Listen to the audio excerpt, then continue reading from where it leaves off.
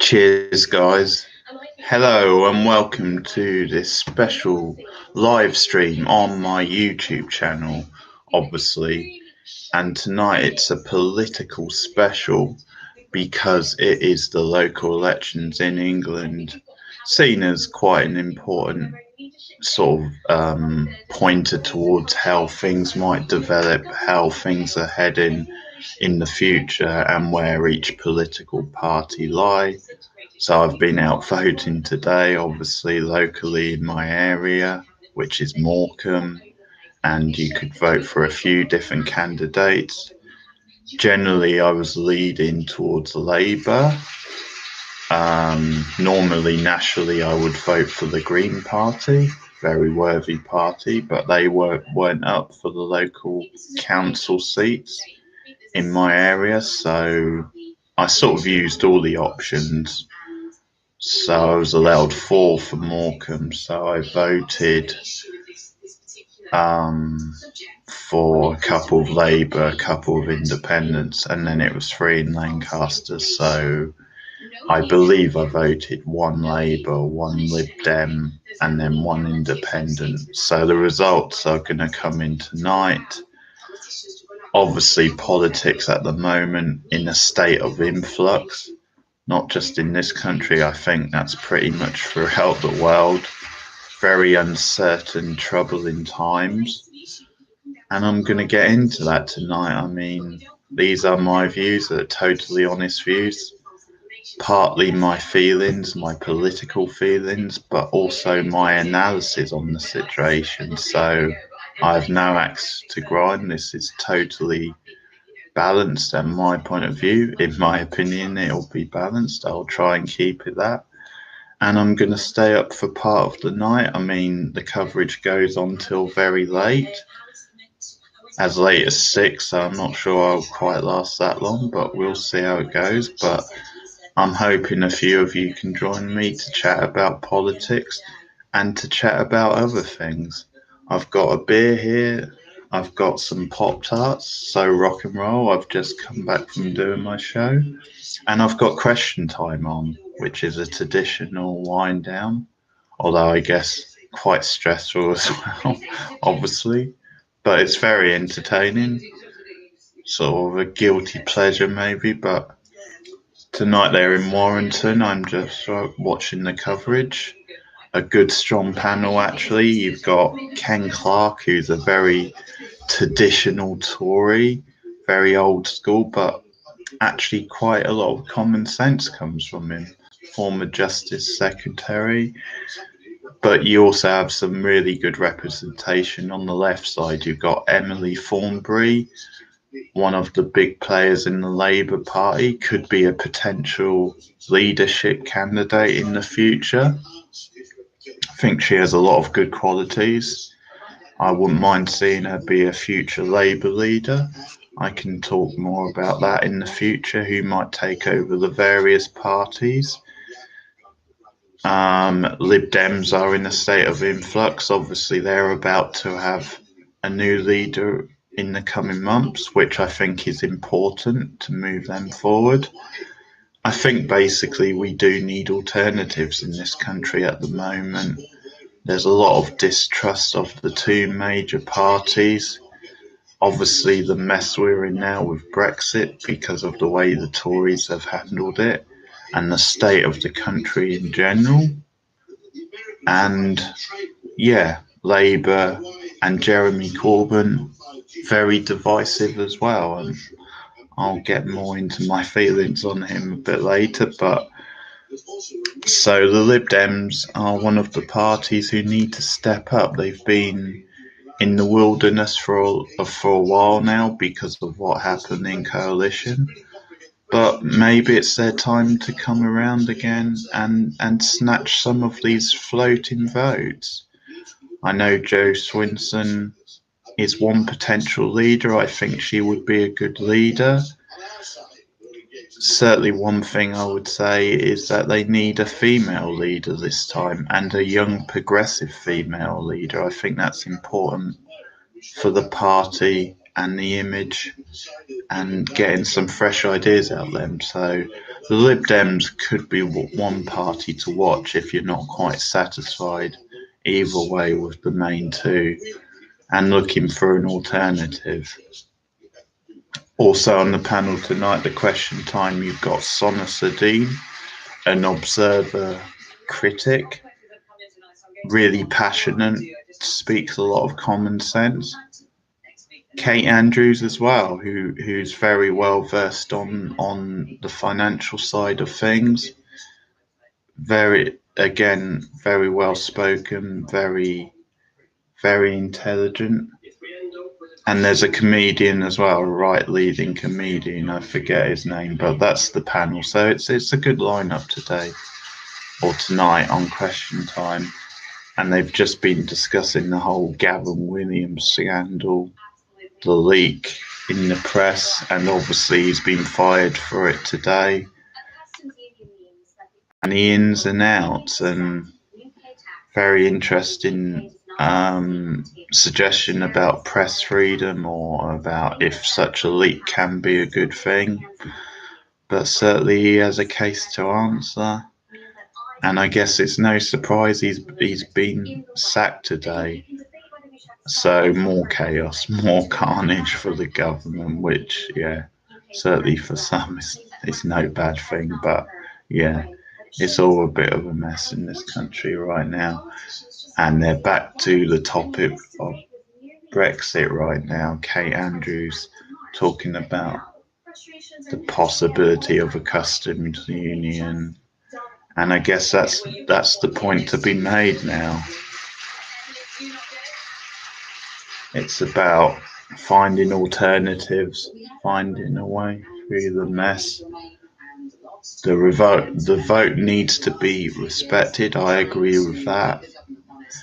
But we do need to come to a conclusion now. We need to find a deal that suits everyone, Remainers, Leavers.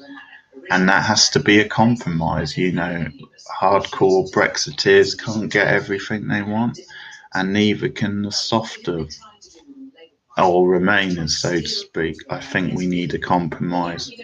So we do need alternative ideas.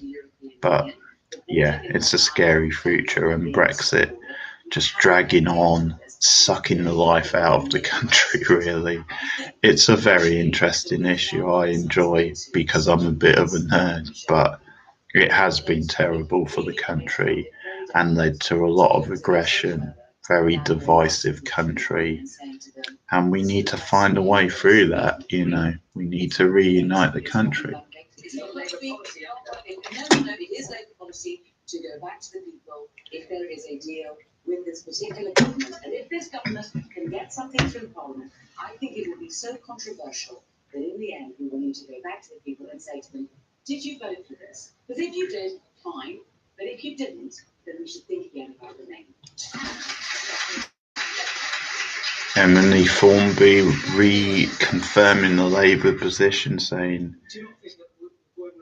it's in their manifesto, then if there is no majority in Parliament, to take it back to the people and essentially look for their vote, look for maybe some sort of customs union or an agreement on the final deal.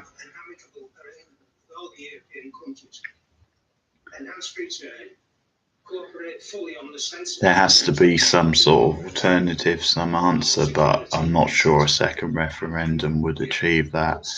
It could lead to even stronger divisions. There are certain, obviously, contradictions, like if it was the same result but for Remain, what would you do? Would you have another? You know, I'm open to alternatives, but a rerun of the referendum, I don't think would satisfy it, and I don't think would get us out of the mess. So, yeah, personally, I'm not in favour of that, although I am in favour of a softer form of Brexit to try and protect jobs, security, and all the rest. I think we can't just leave the institutions altogether. We need a sensible, practical form of Brexit that works for the whole country, not just for the few, for the majority who won the vote. And again, that's the problem. Some of the language around the referendum, Brexit, is being treated as a war, as a, we won, so just go away. I mean, that's not the way politics works. It's an ongoing discussion. However, there's a really thorny issue at the heart of Brexit, which gets to some of what the arguments that the gentleman in the green jumper there were making and what Kate was making. The problem is there's no such thing as a clean break from the EU that respects the Good Friday Agreement, that keeps no border on the island of Ireland. Now that's a really, really important... Sonna Sardine mentioning the Good Friday Agreement and the tensions there and the issues of there's no form of Brexit that would respect that. And I think that's a big issue. She's exactly right. And it's a dangerous game trying to mess with that agreement. I mean, there's been peace there for many years now. And that would have really, as she's saying, really bad consequences for the Irish border. And that would be selfish, I think, crashing out without a deal, having a hard Brexit. Obviously, one part of Ireland is sort of part of the EU, the other isn't. You've got issues there. So it would be pretty disastrous and it would affect Ireland in quite a bad way. So these things have to be considered, but sadly they're not. Not even customs union gets you there. You have to have regulatory alignment with you. And the problem is, when you get into that sort of territory, we become much more of a rule taker. We lose so much control compared to what we've got as a member of the European Union. So every option that maintains no border on the island of Ireland is really a second best option to membership with the European Union. And that is the fundamental problem at the heart of Brexit. And it's what our politicians weren't upfront with us about back in 2016.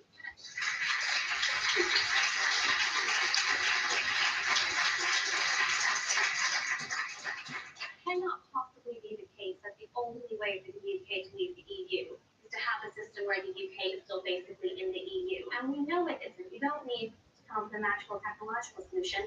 A free trade deal based on mutual recognition could have got us there if politicians had decided to pursue that. But I'm deeply frustrated with this idea that, coming from the Labour Party, coming from others, that the first goal is a customs union, so that the EU sets the UK's taxes. The second goal then is a second referendum. You can have as many referendums as you want, as long as you respect the result each time and carry it through. This idea that it's more... So you might take a second referendum? If the UK leaves the EU in 10 years' time, they want to rejoin, great. But this idea that you can pick and choose which results you respect and which ones you don't is ludicrous, and it's frustrating to hear from the Labour Party talking about... Kate Andrews putting together some alternative point of views about respecting the result of the referendum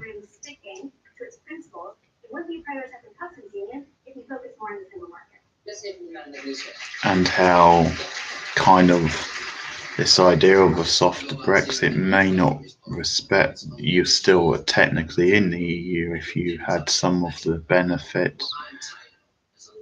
She makes some fair points, but yeah, you do need a compromise, and I do think we need to protect jobs and services at the end of the day. But it's such a mess, and that's down to the government. So I can't see how politicians like Henry could possibly fail, and that was never on the table in the first place. This was a problem that we had. They've only recently started cross-party talks, and they should have started that years ago. Well, that's what our problem is that we had a result of the referendum. It was very close, and practically half the country wanted to remain, half the country wanted to leave. But what has always been the abiding rule for me is I have to be a Democrat. I have to do what the public tells me, even though I don't think that it's actually in our country's interest to do it. But if the country decides that's what we should do, that's what we should do. But I will not. That is, there are many ways in which we can continue to have a relationship with Europe, and I really don't think that it's in our interest to cut our nose off despite our face to go sailing off into the mid-Atlantic and say we're having nothing more to do with Europe. when so many of our jobs and the jobs of our kids and our grandchildren depend on good relationships with. But you're not getting what you want from the are you? Because you wrote in that saying that you wanted a second referendum on any. Very strong words from Formby, making a lot of sense, I think. Talking about how the vote was very close and effectively it was pretty much half and half, only a slight majority for the Leavers, and saying that, if people want to leave, that's fair enough, but then we essentially shouldn't go sailing off into the sunset, she said, and totally breaking off all connections to the EU, that we need to keep that some connection to protect jobs, to protect future generations.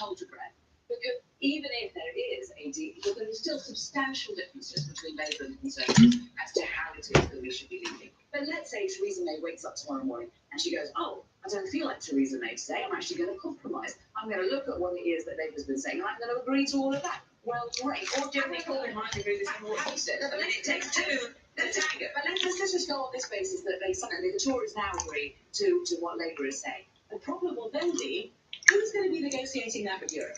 Because it's not going to be Theresa May. Do you think Dominic Raab is going to be negotiating that in the same way? Do you think Boris Johnson will be? Because part of our problem is that even if the Yeah, there are some scary options to take over from Theresa May in the Tory party. That's why even people on the other side would prefer she stays in place.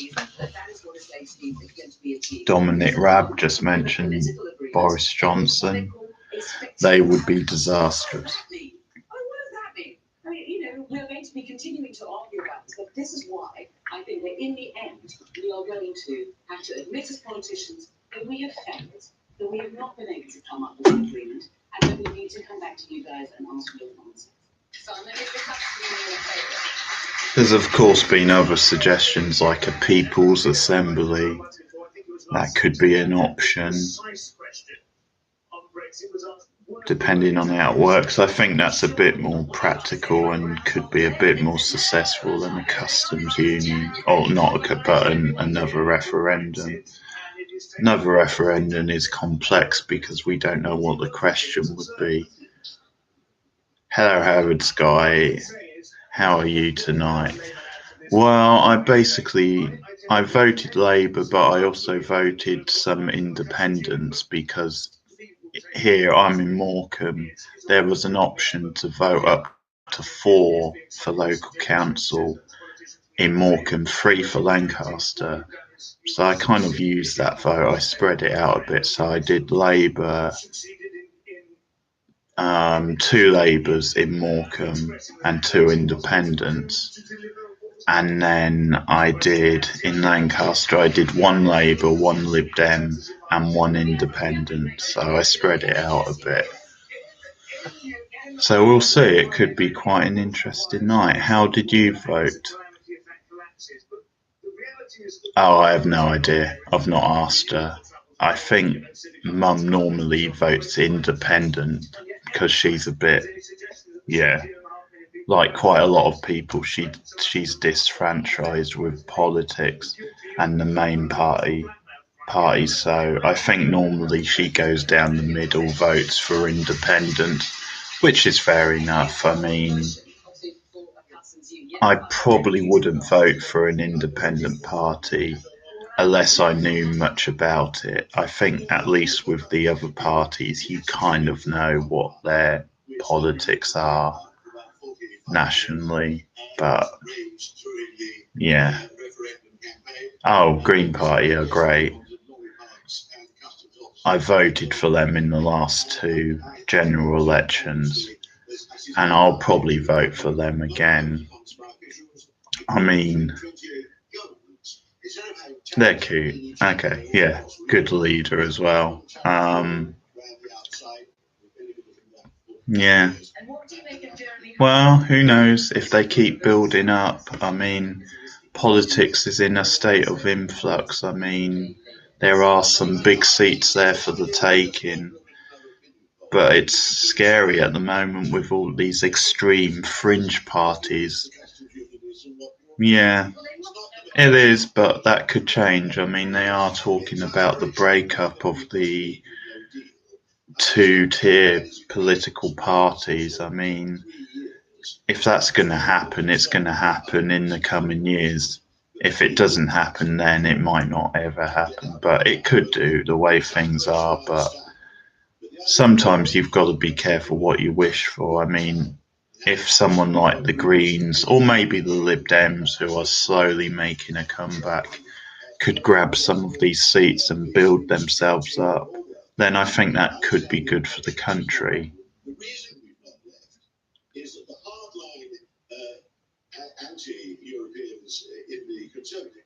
Ken Clark talking at the moment about the situation in Parliament and Brexit. Simon Evans a moments ago. Yeah, that's a big issue, obviously environmental at the moment, and there have been strides taken, but it's not enough. It just isn't enough with the size of the situation, and we need strong action right away. It's a massive issue, and we're letting future generations down.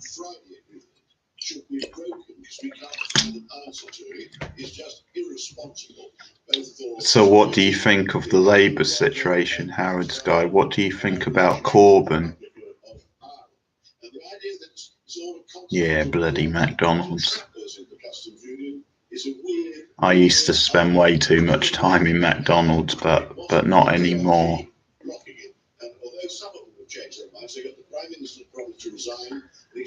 So, okay.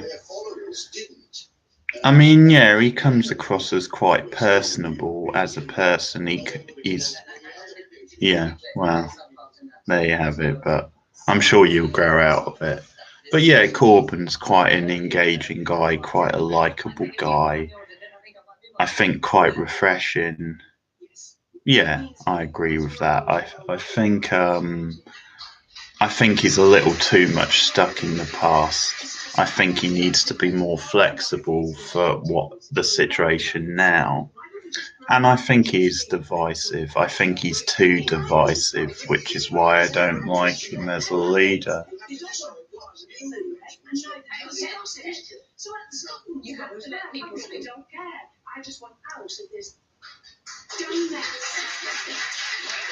Oh, things are kicking off with Glenn Clark and one of the punters. The no deal soundbite is just as bad as the second referendum. This is a complex problem that doesn't have a simple solution. I think Labour's absolutely right to seek the sensible compromise. I think it's absolutely right to work together. A young guy in the audience saying Labour are sensible. They're right to seek the alternative, the compromise with Brexit. Then no deal would be a dangerous thing. He's right on that. No deal would be disastrous.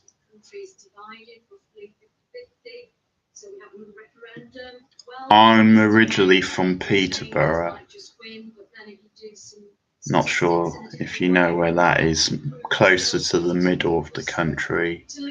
I've been around a bit. I went to uni in Brighton, have spent time in London.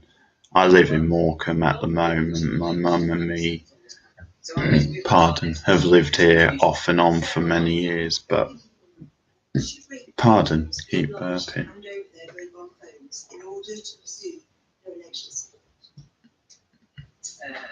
Now this has come about, so there's digital consent form for being introduced for schools in Wales that give police access to the phones of victims. I won't mind this, but also people who want to create this consent project that is controlling on their time. I think this is a really difficult issue. I do have massive concerns about women who go to the police to report rape, having to hand over their mobile phone, having its entire contents downloaded onto police service. No, I think the results start coming in about 25, quarter to 12. I've got the TV on, I'm watching Question Time. I'm going to watch the results come in. I might not stay up all the night, it goes on till late, but I'm going to be here for a while anyway. I've got obviously the beer, the Pop-Tarts. Yeah, It's a good show. I like to stick up for it.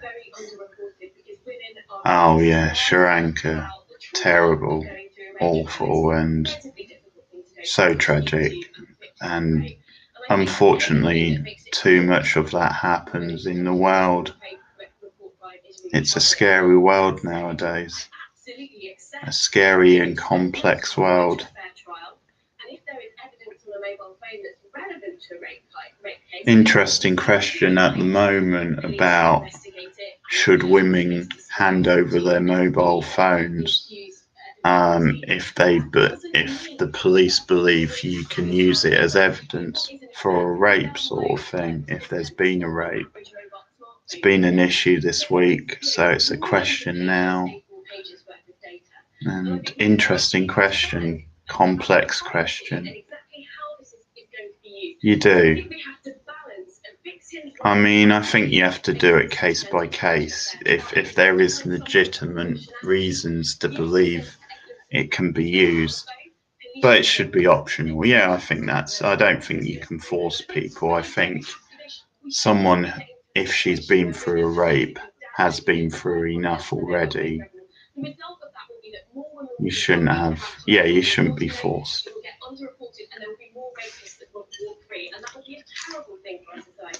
Now, as soon as this question was asked by Sarah, a man at the back stuck his hand up instantly. So I just wonder what you have to say.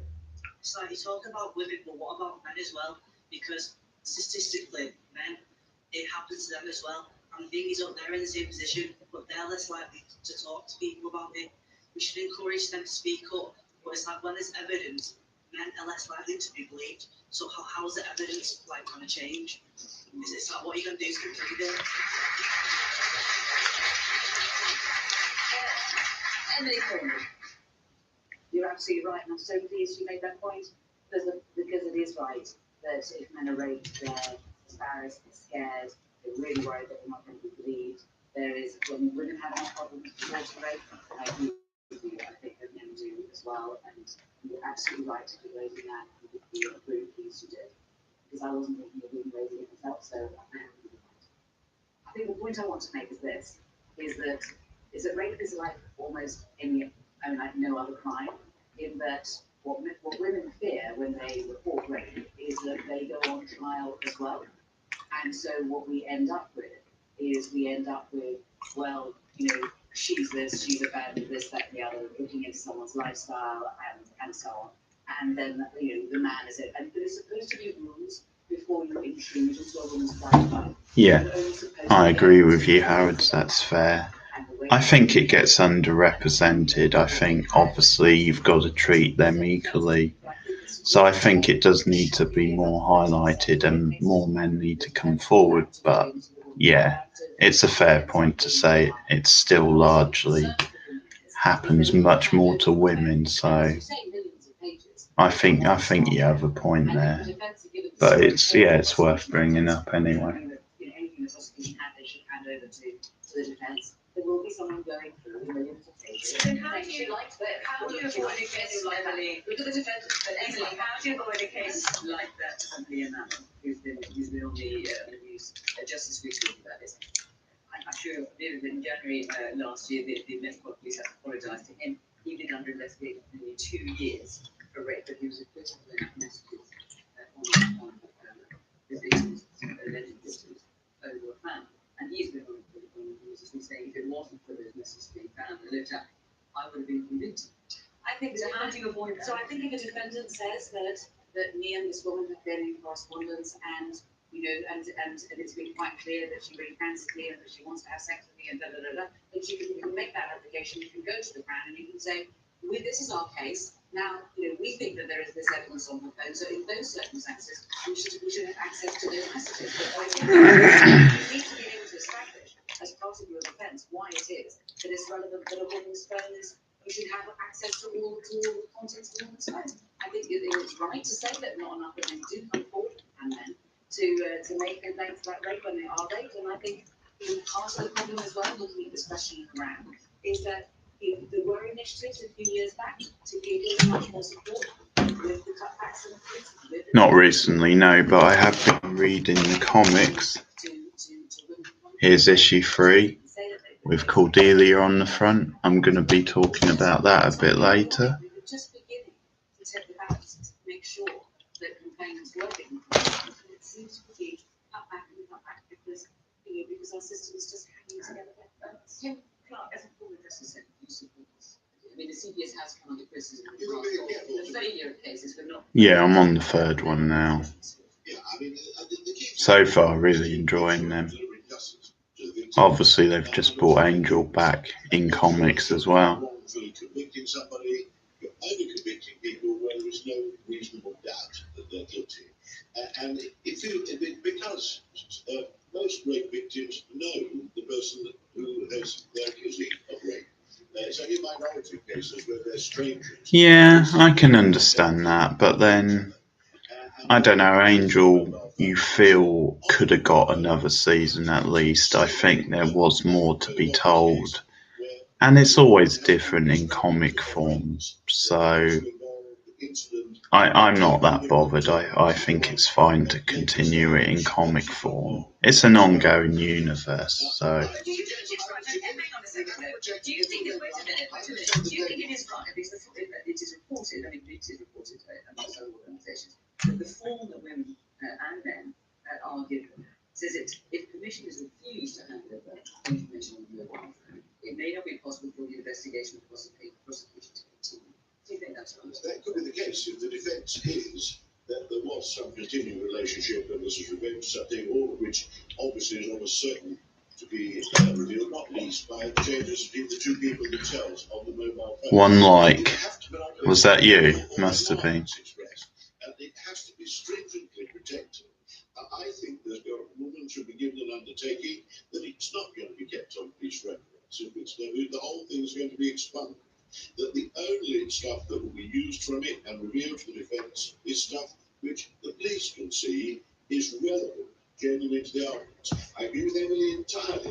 The woman's past love life is totally irrelevant. I thought we'd stop that being used in the courts. All that stuff is nonsense. It just spins the case out. Good point by Ken Clark here, saying about how really women should be given a guarantee that it's going to be expunged if they do give evidence, and too, very good, and that it should be their sex life and that shouldn't be brought into a court kind of willy-nilly, which we've seen with certain cases. I think that's a very good point and very fair. It's really heinous when their sexual history is used in a court of law. Unless it's a slam dunk where if somebody has their bike stolen from the back garden, if there's no forensics, if there's no real CCTV, they don't bother. You've got solicitors talking about striking because they're basically earning less than the national range. So it is a response to cost cutting as opposed to it does concern me that it's almost like unless the information is provided to them and it's a slam dunk, and you can understand the pressures that the police and the CPS are under, that there isn't really any justice in wider society.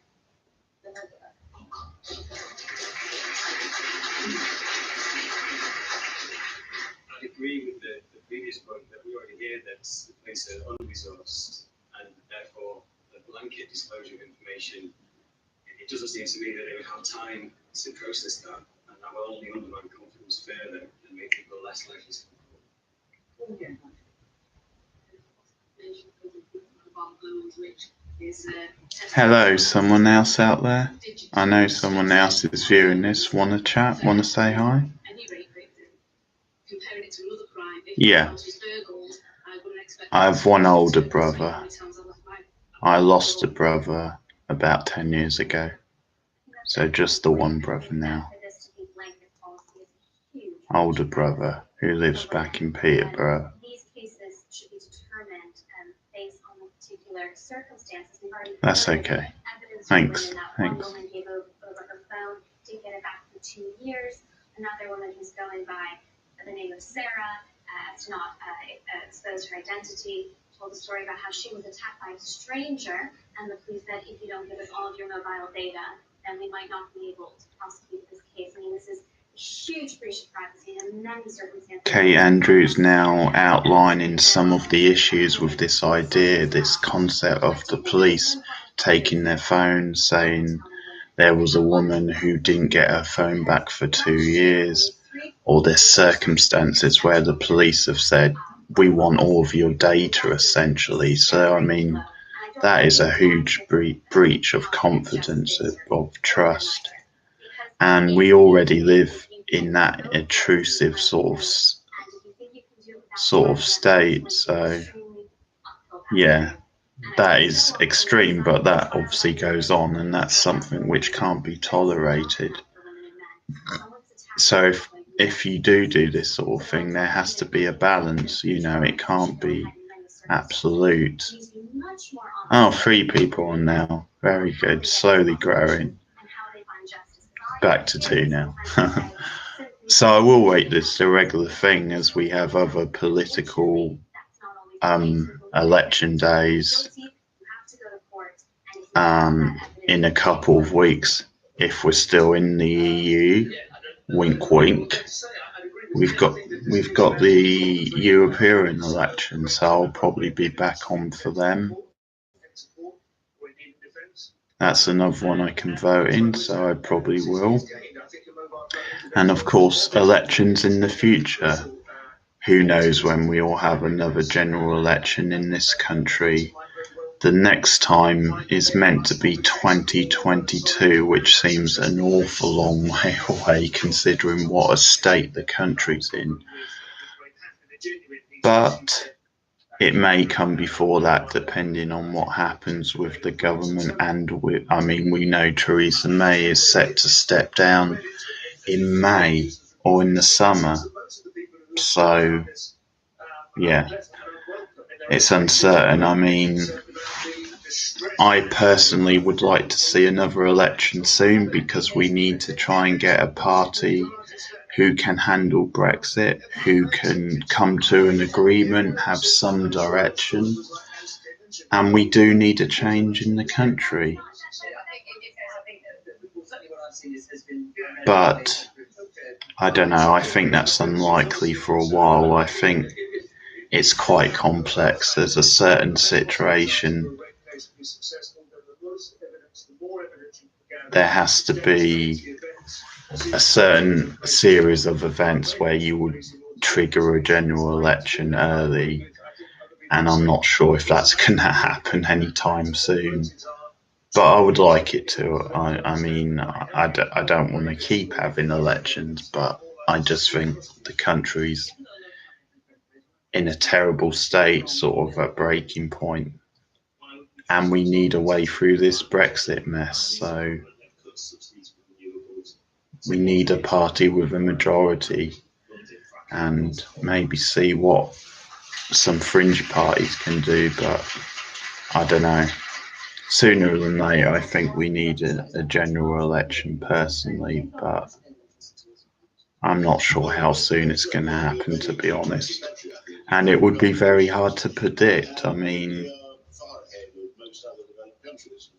think, Labour have made strides, but they're still, if you believe the polls, they're still behind. You get different predictions. You get some saying they're slightly ahead, but it's not a massive majority. Some saying they're even or they're behind. But I still think there's a lot of people not convinced by Jeremy Corbyn, including myself. So I'm not confident Labour would win a general election at the moment. I think they need a change in leadership, but I could be proven wrong. Corbyn's fair enough. He's there on merit. He deserves that position. And he's done better than a lot of people would have figured. So who's to say? Maybe they can take advantage. Obviously, they've been sort of going quite strong. I know Corbyn was in Morecambe apparently quite recently, which I didn't know about. But they're obviously pushing their policies. That's never been overwhelmingly popular. So we'll see what happens with that. Am I excited for Eurovision? No, but I do quite like it. I quite like the time. You know, it's a yearly thing, and it's harmless. It's a bit of fun, Eurovision. So I have nothing bad to say about it. I don't normally watch it. Sometimes I see some highlights. But it's quite good fun, yeah. I have no issues with Eurovision, so I guess I'm quite positive on it. Good heavens, no, you mustn't do that. So, even though that's what causes other governments to hold back, of course we've got a long way to go. What about It's you? impossible to find the government that's got the better record than the British one, and now the public mood is changing. We're all waking up to the ability to see how young people I'm assuming you mean lick each other's ass. go as fast as you let them go. Very graphic. What do you mean, in Eurovision or politics? Well, I've got a simple answer to your question. You shouldn't trust the Tories on climate change. David Cameron is They do. The Conservatives have been the greenest government ever. And actually, from 2010 to Yeah, but we're rubbish. The UK are rubbish. So, at Eurovision, 9 times out of 10 our entry's rubbish. So even if you have a point about it being political and them against us, which I'm not sure I agree with, but the fact is our entries are normally rubbish. Maybe. I don't know, because I don't watch it, so I can't comment on the standard. But hey, it's part of being the UK, part of the fun. It's a bit like football. It's a surprise, it's a disappointment, almost, when England do well. You're so used to them doing badly at football and other sports. How dare them do well? You want them to retain the status quo. Just do badly. We know where we stand there. Don't try and upset the apple cart by doing well.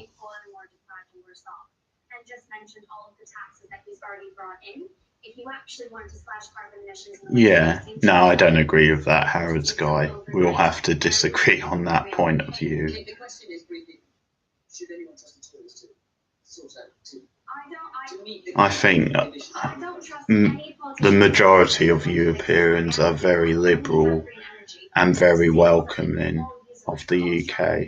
It will be because some young woman off her own back through free enterprise made that possible in her garage, figuring out a way to make Yeah, we'll have to disagree. I'm very anti the empire, if you like, in this country. The setup is very, very flawed, very messy. It's a bit of a fantasy, this sort of idealised vision of British life. So I'm pretty anti the empire and traditional anyway, so.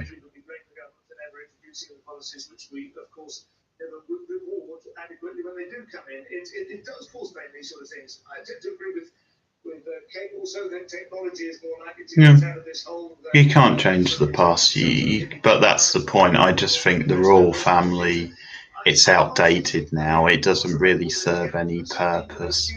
They don't really have any power. And I think it's wrong that taxpayers have to pay every time they want refurbishment, anytime. And the security, I mean, they're one of the richest families in the world, as my barber was telling me the other day. So they should pay for their own decorations and security. I think it would solve a lot of issues in this country if we didn't give money to them, spend money on them when they can afford stuff. Millions of pounds that could go to important services in this country. I think there are a number of things that the public would come with us on. I think that, for example, we need to Yeah, I have no problems with Diana. And I'm not sneering at individual royals. I mean, it's kind of not their fault, but the institution I just think is outdated. and it's basically wrong. I think it sucks money out of important public services, and I think the whole frenzy when we have royal weddings and what have you is just so crazy. It's a farce. There are many things, I think, and I won't go through them again, the ways in which the government has failed, but the one way in which they have failed, they've not been talking about this issue, and they have not been putting it forward as the most important issue. Because guess what? This is even more important than Brexit. Cool. And on that note, more important than Brexit. I didn't quite catch that bit from Thornbury. She said, guess what? It's even more important than Brexit. But I'm not quite sure what that was. And Nasubi from Change UK on next week's Question Time from Northampton. Yeah, did you ever see that film about Diana, played by Naomi Watts? I've not seen it. I mean, I like Naomi Watts, but I heard the film was terrible. I feel sorry for our guys. I don't think you're trouncing. I think people can distinguish between local government and the chambers. But we should see how it turns out. Ah, But now, okay. thank you very Fair much to enough. my panel, to the audience here for coming tonight, and of course to you at home for watching from Warrington. And that's the end of a pretty feisty, lively Question Time. One of the better recent ones, I thought. Strong panel, passionate views, some good input from the audience. And I might actually do Question Time sort of streams some weeks, probably not every time, but so Question Time is done, and we're getting ready for the local election results to run in. The journey has been tough around the city and West Ham. Time has come to fight the bad, and the crowd will. So as I said, I will do more political theme live streams, so European elections, whenever we have a general election here, don't know when that will be. I'll also be doing next year the presidential election in the US. Oh boy, I'm scared about that at the moment. It does look like there's a possibility of Trump getting a second term, which is just terrifying. We'll have to see about that one, see if the Democrats can get a good, strong candidate and really focus and get themselves out there. Yeah, Trump getting a second term would not be good. We're in the most turbulent period in British politics since the Second World War. The votes are being counted in hundreds of local councils in England, and tomorrow they'll be counted in Northern Ireland. The stakes have probably been higher. Who Edwards introducing the coverage. The stakes have never been higher, he says. He may well be right. A very interesting night awaits. Certainly, the predictions are that the Labour and the Tory councils will use quite a few votes to these new parties, to the independents, to the new Brexit party, the Independence Party. Maybe the Lib Dems can make some step-ups. I think that would be quite good, but it's hard to predict, and it's hard to say whether this has any bearing on future and the general election. Lots of headlines when she sacked her Defence Secretary Gavin Williams following a leak of information from the National Security Council. Of course, reiterating that Theresa May, of course, today sacked Defence Secretary Gavin Williams over the leak.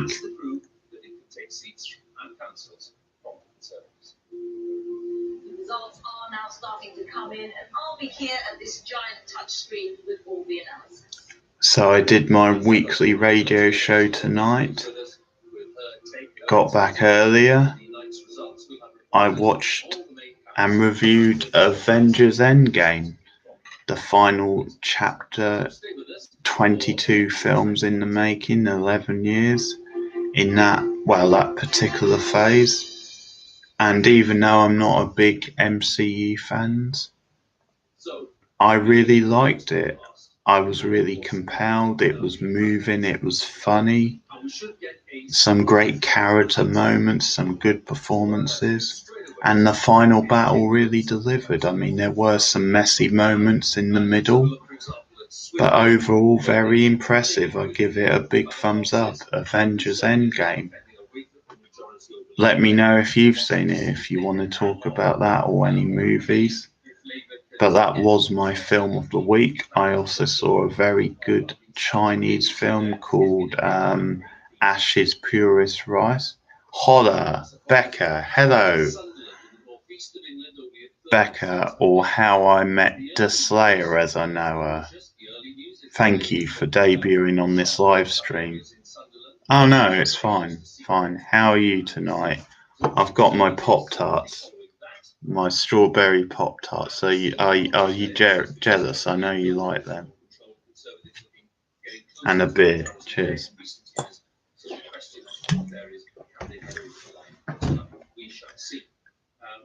Yeah, exactly. That's the response I was hoping for. Becca, say hi to Harrods guy. Oh, you're not a beer fan? Okay.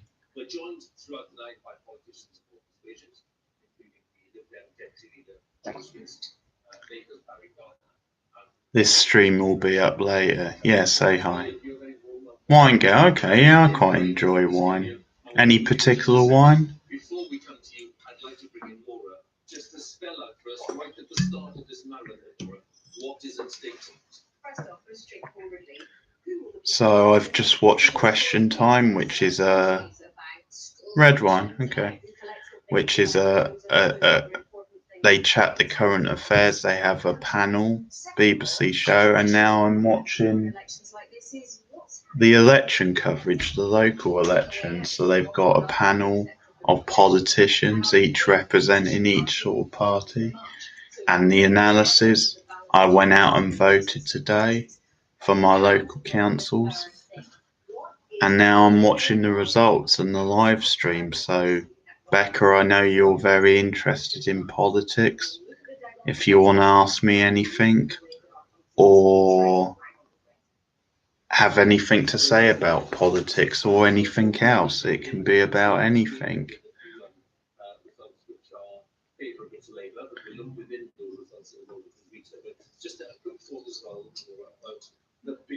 But the red wine, not the red wine, you've got me thinking about wine now. The results are starting to come in. I'm sure. Well, it's the local council, so you've got the Labour Party, the Conservative, the Lib Dems, and also you've got independent parties, and also the Green Party in some areas. I vote for the Green in general election, but they weren't up locally for me. But yeah, I had up to 4 votes in my area, and then there was 3 in another area nearby.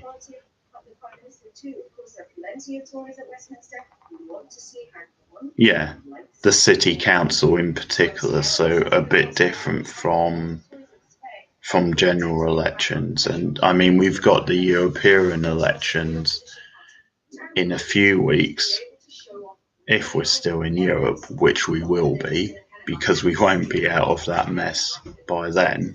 but they can make progress in parts of the country where general elections are lost. Okay, lots of things there. There you go. But we have some results coming in already. Rita, what do we have? We've got Sunderland. You mentioned Sunderland, Hugh. They're still counting there, actually. As you can see, there are still 18 votes to declare, but this is a Labour hold. In a sense, it was always going to be so. Labour has been solidly. So the first results have come in from Sunderland, and it's a Labour hold. as expected. Quite a big majority. This is with 18 still to declare. Labour has lost 2 seats. 18 to declare. Labour have lost 2 seats, but they've held Sunderland. Probably not surprising. Sunderland, quite a big working class town. Traditionally vote Labour. But I mean, I think like your politics, Becca, we're really in a state of influx. Probably more so because at the moment in America, we're not quite sure how strong the Democrats are going to be in their opposition to Trump. I mean, that's going to be a big thing in the next year. Whereas in this country, it all seems to be changing. The 2 major parties are really in a mess. The country's in a mess. And you've got now these fringe parties trying to step up. I'm not sure if they can do. There's so much history against them. But we do need alternatives in politics. We need a bit more variety. For the Green Party, that's something which I imagine a number of. And we need to be careful who if we do have change and if we do have more votes going to fringe parties, we need it to be the right one. We don't want it to be extreme, essentially racist, fringe parties. Well, what I'm going to do is just go straight to Sunderland, if I can, to the count. And Luke Norton is there for us. Luke, thanks for joining us. What's going on? Tell us what you make of the results there, what we should read into them. So I was talking about the Lib Dems earlier. They're going to be announcing a new leader soon. The Lib Dems have been in the shadows, in the weeds for years because of what happened in coalition, which didn't go well. But they're slowly making a comeback, and I think there could be an opportunity for them. Actually, the first time I voted in 2005, I did vote for the Lib Dems. Back then they were under Charles Kennedy, who was a very sensible politician, I thought, a good character, very bubbly.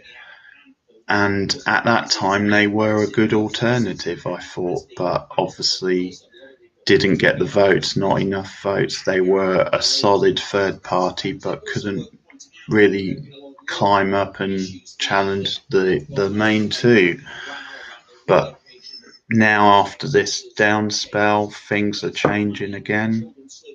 And I think the Lib Dems could grow again and do well, but they've got Jo Swinson on the panel on this coverage, and I think she's very good. She's very impressive. She could be one of the leaders they're talking about as the new Lib Dem leader. And I think the new leader does have to be female, has to be progressive, fresh ideas. I think Jo Swinson talks a lot of sense, talks about a lot of working class issues, about female issues. So I think she could be a good leader. She's got a lot of passion. There's actually another female who's been talked about as a Lib Dem leader. I forget her name now, Lila someone. But she always impresses me when I watch Question Time. So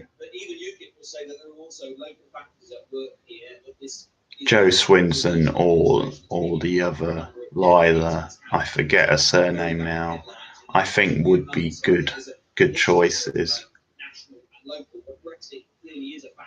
This, after all, was the city which led the way to a leave vote on referendum night, and clearly there are strong feelings. So Labour hold Sunderland.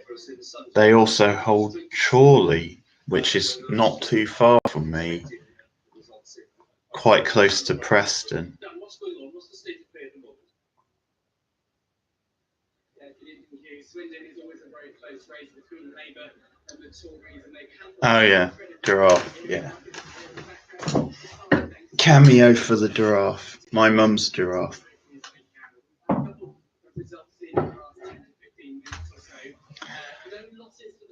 So, Becca, any questions? Want to talk about US politics?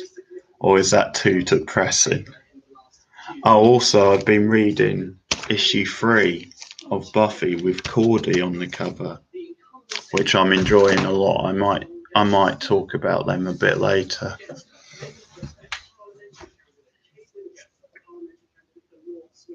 seat which has followed the party of government for the last, well, ever since it was created in 1997.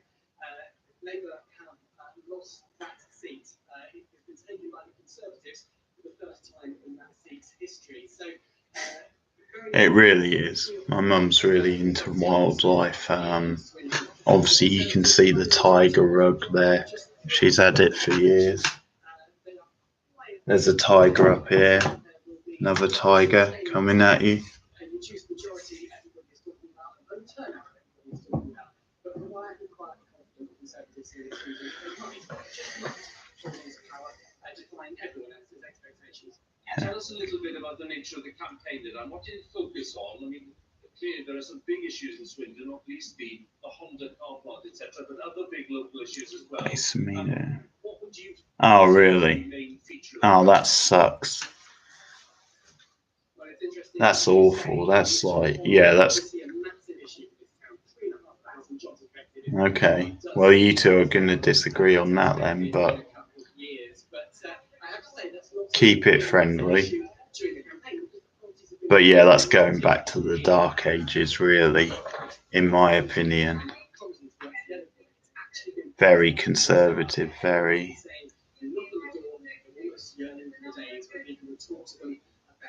Oh, is that linked to the story? It's been held for review apparently, but thanks anyway. Thanks very much. Dan O'Brien there with the latest for Estate in Swindon. I suppose often James and Joe back to you Barry again. Yeah. People are back to this all the time. What people are saying about Okay, that's fair enough, Harrod. does it suppose Barry Gardiner representing Labour on the panel. And some Muppet. Okay, thanks, Becca. I'll try and check them out later. And some Muppet representing the Tories. Any local election, you always get the national factor overlaying the local factor. I think the big local factor in Swindon, of course. Barry Gardiner for Labour sometimes gets himself in the States.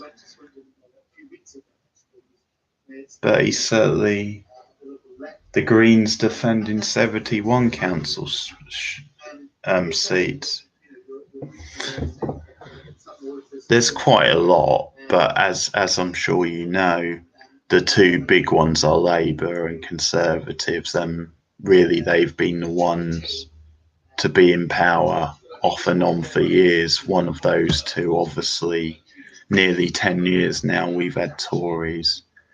And you have had in the past, you've had Lib Dems, who were a middle ground party who got quite a lot of votes. They obviously were in coalition with the Tories for a while. But as I was saying, they've been on the fade, but they're slowly moving up. I think they could be doing well again. They seem to have a bit more direction at the moment. The Green parties and the Green, yeah, I mean, that's who I normally vote for. I'm not a Jeremy Corbyn fan. I mean, if Labour had a better leader, I would vote for them next time. But I normally vote for Green at the moment. I think that's who I would vote for at the next general election, whenever that be. But yeah, there's lots of smaller parties over here, Becca, but yeah, obviously, you know, the big two. Well, of course they are, but these are not the traditional cities where Labour has, so much of its And could be some interesting results tonight. You could see Labour and the Tories lose quite a few seats to some of these fringe parties, smaller. And that was at the end of the coalition period. So the Liberals were doing extremely badly at that stage. and they suffered because of the general election being on the same day in those seats as well. So I think we will see a sort of redressing of the balance in that sense. Okay, we'll see too. It's a testing as well. I'm just thinking again, because we're likely to cover several times, what would you say to viewers at this early stage of the evening about your expectations? If what we all know are massive levels of frustration in big boxes. So how was your day, Becca? Or how has it been so far? I agree with some of the points that Barry's made. Yeah, He's right that the last time that this particular I did indeed, in a toaster.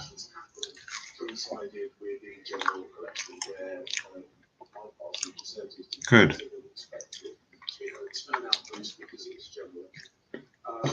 Did you hear my show? This means we're going into these elections at might say artificially high level, and 9 years into government, you would expect us to be losing lots and lots of seats. That's the normal situation. I think at the 9-year point, when Labour were in government, we had taken to like 1,500 Woo! seats. 4 people viewing this. It's up to 4. So you would normally expect, Okay. for example, Oh, down to 3 now. Cool. Yeah, I need to get back into Umbrella Academy. Hello, that's a name. VFVI.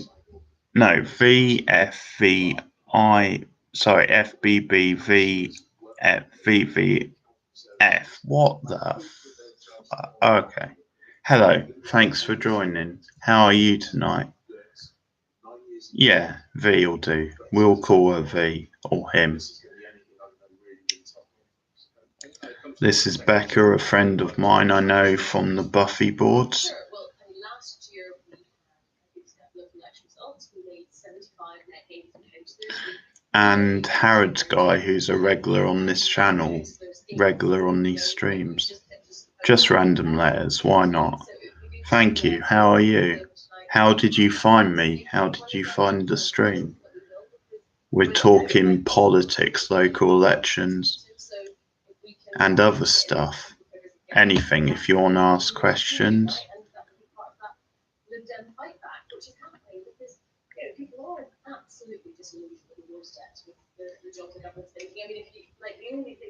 Joe Swinson, potential Lib Dem leader, talking in a flashy golden jacket, seems, talking about how disillusioned people are on the doorsteps, and could be a potential Lib Dem fight back. We shall see. As I said, I think she would make a good leader for them.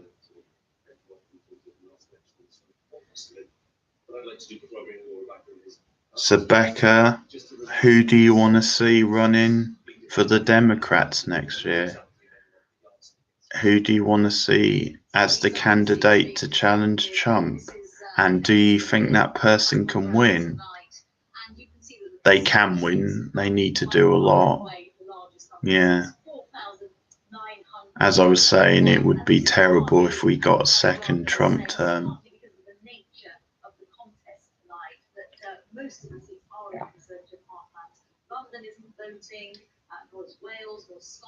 Most of the seats up for grabs in Conservative heartlands, they're pointing out.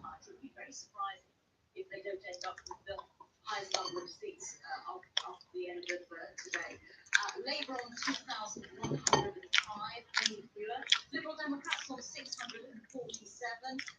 That was. I take it Becca's still thinking. There's a long pause.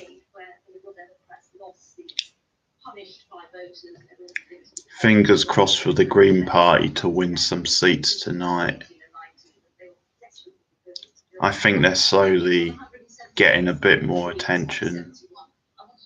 One more thing, which is the seat changes that happened last time these seats were contested, and what looks nice, Fee? Do you mean the rug up there? The tiger? Good turnout.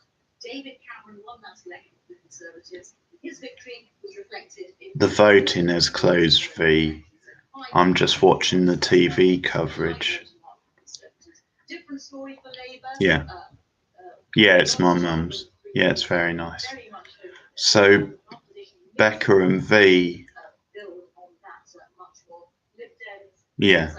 Okay. Yeah, Sanders would certainly be an alternative.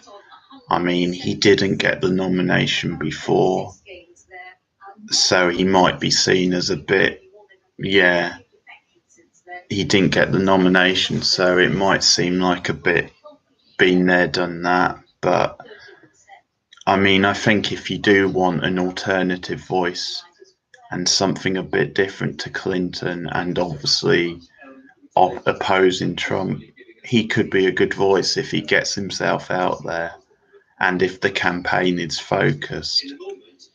I mean, when you see how close it was last time, I think it was more Clinton losing than Trump winning in a way. So if you have a solid candidate on the Democrats, I mean, it's a complex thing with the media and stuff, but I think there is an opportunity there to get Trump out of power.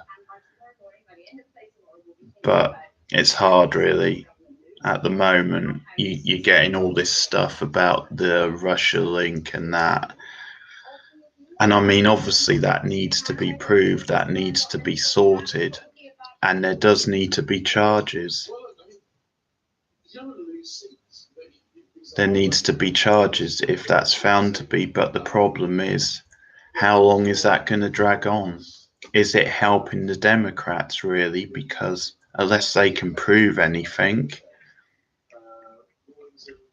it's not really going to do anything to harm Trump. I mean, his reputation a bit, but that's already in the shitter, I guess.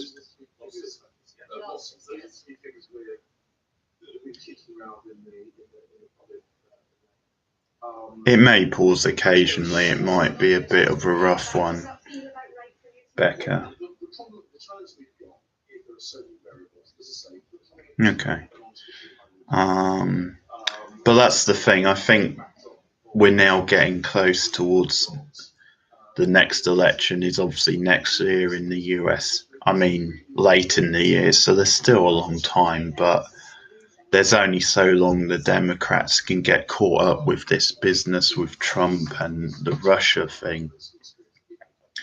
I think they have to start focusing on their own party, their own politics, and pushing that and getting the right candidate to challenge Trump. I think it could be counterproductive not to do that, you know. Essentially, Trump is weak, but Democrats need to get their game together. They need to really get a good candidate and push against him. If they do that, I think chances are they'll win, but it remains to be seen. What's the sad face, Becca? Is that to do with Trump and politics, or is it to do with, has your stream gone?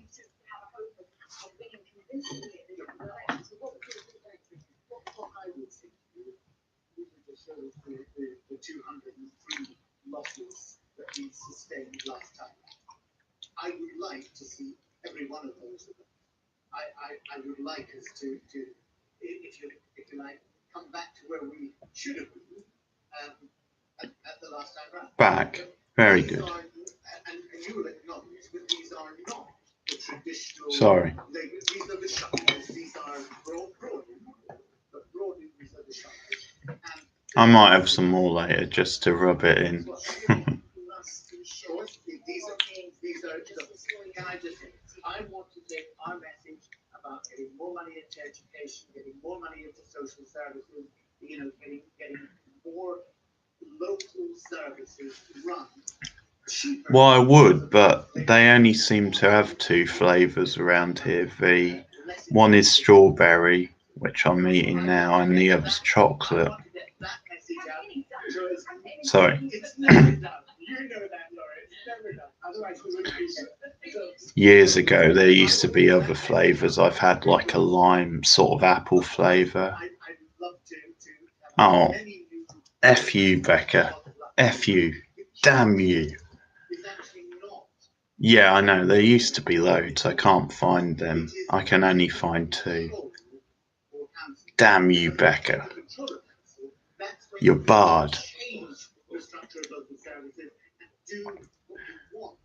Barry Gardiner of Labour getting fired up, trying to get their message out there, saying about the money they would put into social services. Puffing his chest out, basically.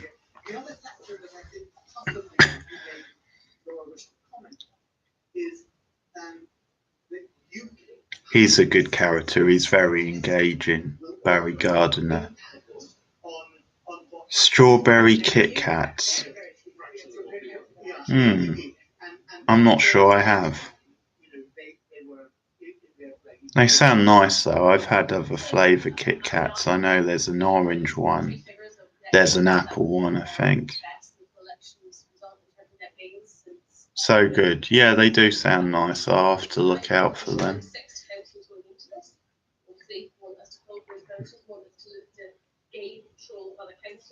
I should point out, although Labour kept Sunderland in the northeast of England, Becca, by the way, the vote was down for that, so they did lose seats in Sunderland. Something which could happen in a lot of towns. I think both Labour and Tory are expected to lose quite a lot of seats tonight.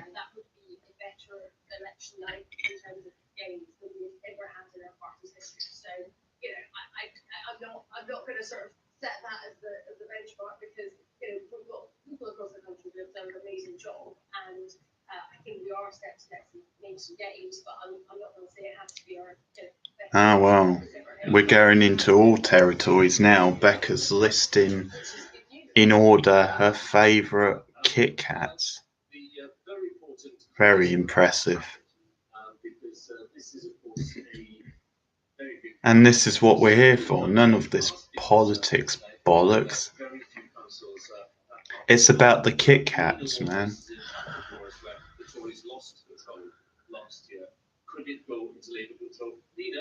I'm hoping to get some new subscribers tonight, so all this talk of Kit Kats, if that doesn't do it, I'm not sure what will, really. Last year it went under no overall control, but with Labour having one more councillor, and that was due to lots of different reasons. Yeah. Why? Oh, Nina Warhurst, very good northeast presenter, live from Trafford, near Manchester. And looking at the pile growing down there seems to be some credence to those claims. I spoke to one Labour campaigner down there who said the demographic round here is shifting. There's some rapid gentrification happening. I do have a bit of a thing for her, I have to say. But she's a good presenter too. But Trafford, probably Labour, could be Conservative. I think Manchester in general is more Labour, but Trafford may be a bit closer, a bit mixed. How much would that be to do with the national pitch, with your party, with what's happening 200 miles away in Westminster? He said that will be a significant factor if the Tories do badly in Trafford tonight. And interestingly, this is Graham Brady's seat, the chair of the 1922 committee, and it somehow jumped onto the top 100 target seats for the Labour Party should there be a general election. So the Conservative seat in Trafford, she was just saying, is the seat by Graham Brady, who's the chairman of the committee,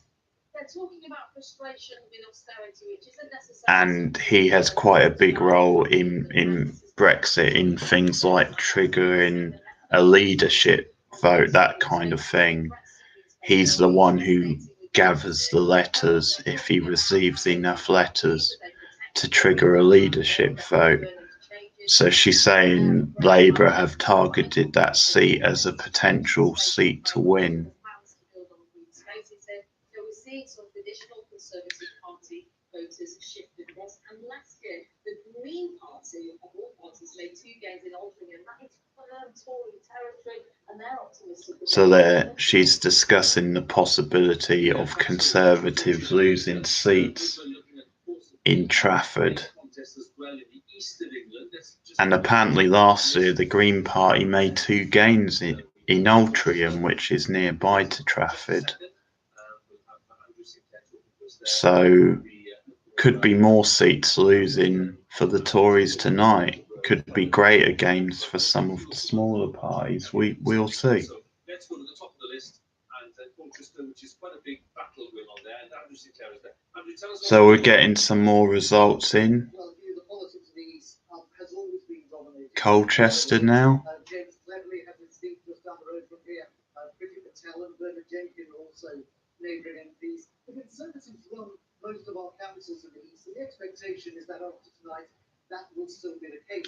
So Becca, or who else is on at the moment, I was saying I'll make these streams regular for election nights. So you've got the European elections in a few weeks' time. I'll do a stream for that. I'll also do a stream whenever we get our next election in this country, which could be any time. And also a big stream next year when we have the elections in the US. Man, that's going to be a wild night.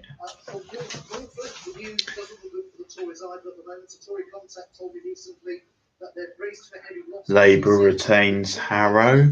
That's just come in.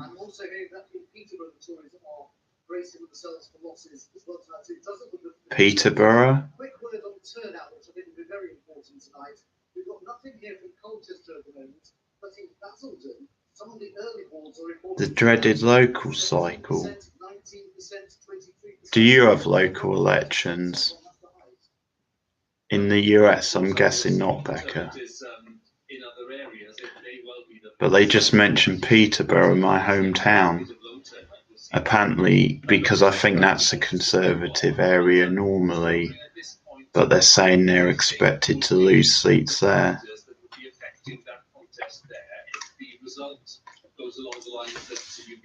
Labour also held Sandwell. Well, I've talked to the Conservatives, and they say the Conservatives hold Havant and also Broxall. Sorry, Broxbourne. So that's in the south, quite close to London. Kent basically, that sort of way. And there is a lot of frustration over Brexit. A candidate from Labour was telling me a short while ago, it's been a hostile environment out there. He says it's been absolutely awful fighting this campaign. And I've heard lots of stories of doors being slammed in faces, candidates being sworn at. A Conservative candidate here in Colchester was punched last week. A Labour candidate in Great Yarmouth was also punched. Oh. They've been boxing on the streets over here. A Conservative candidate was punched locally in one of the cities, as was the Labour candidate, apparently.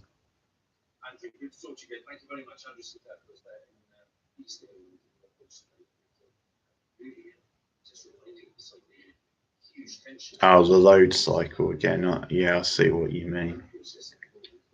We've had results in 10 councils declared, 248 to go.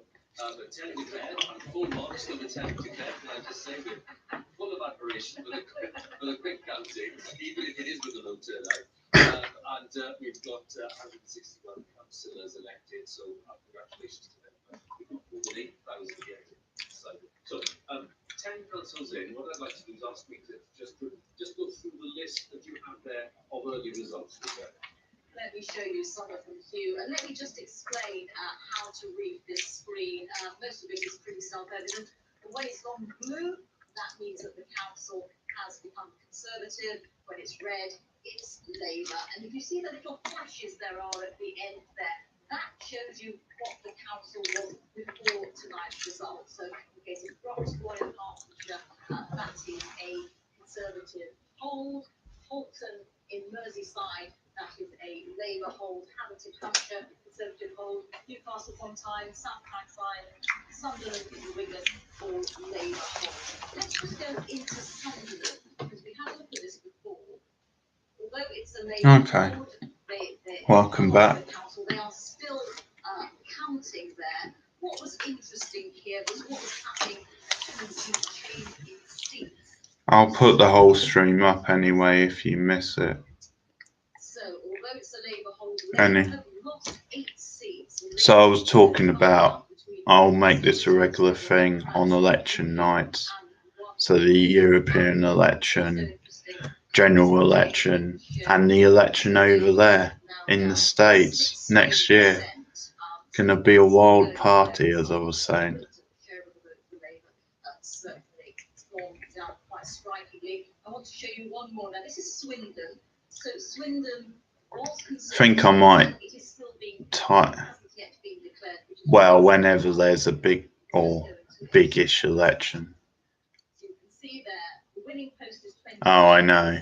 I'm so honoured. And it's a straight fight between Yeah. Conservative and Labour. Conservative on 24. And we're rolling out the red carpet for him. Just take a little look here at The mad fools. better news for Labour here than in Sunderland.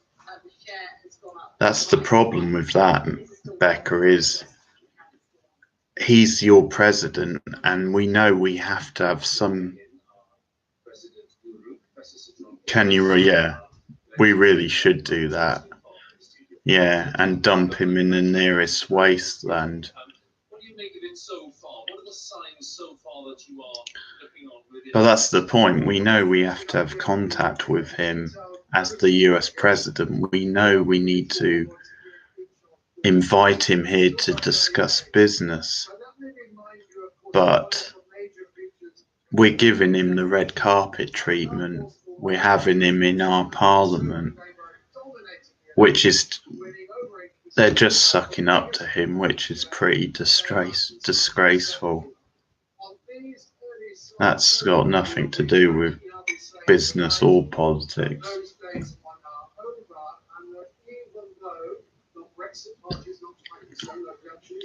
Even though change UK along with there's no countries, when in particular I look at the voting figures for Conservative and Labour, I compare them with last year's local elections.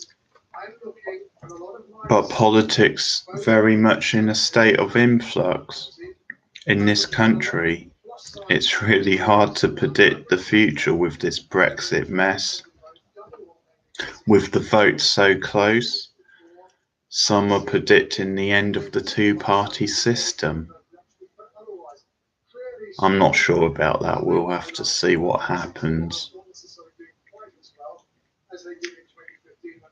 So on my radio show tonight, as I was saying, I reviewed Avengers Endgame. Really enjoyed it. I also reviewed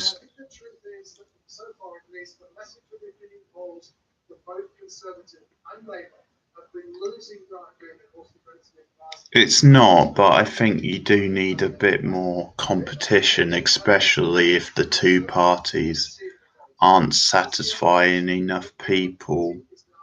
You know, I mean, obviously we've had a Conservative government for nearly 10 years and the country's in a mess and they've not sorted it out.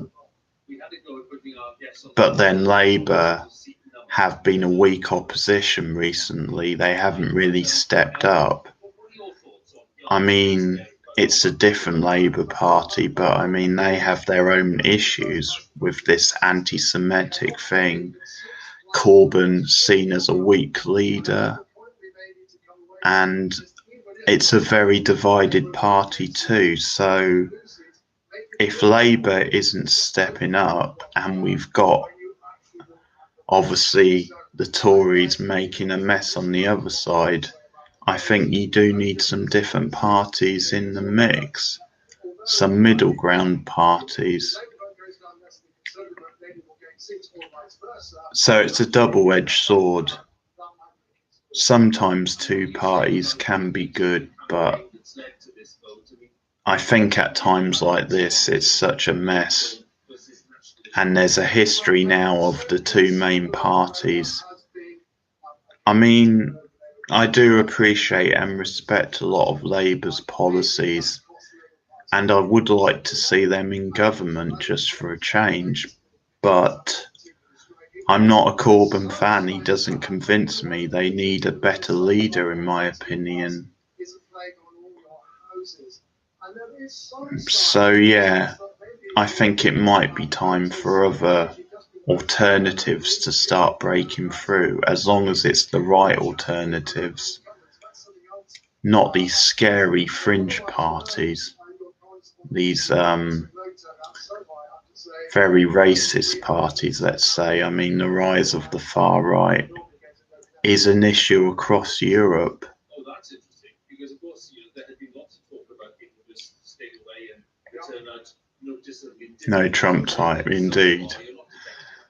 Well, Boris Johnson, who's been one of the predictions for the next leader of the Tories and would be Prime Minister, is kind of our version of Trump. Interesting. In the last couple of days privately, senior Labour politicians and senior Tory politicians have been predicting plague on both of our houses. So also on my show I reviewed a Chinese film, Ash's Purest White, which was very good, very impressive. I recommend checking that if you can find it. You can I mean, if it's not showing at a local picture house, Ash's Purest White, the film's called, a Chinese film. It's in Mandarin. Then you can find it online if you can't find it at a smaller cinema. So I give that a thumbs up as well. And an interesting British film, indie film, called Into Blue with Patricia Clarkson, who of course I'm sure Becca's a big fan of. A mystery film, but with a bit of a surreal side. It's not going to be for everyone. It's quite a niche little film.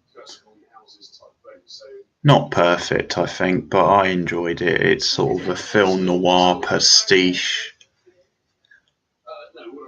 with a good sort of style, atmosphere, good performance, and I enjoyed it.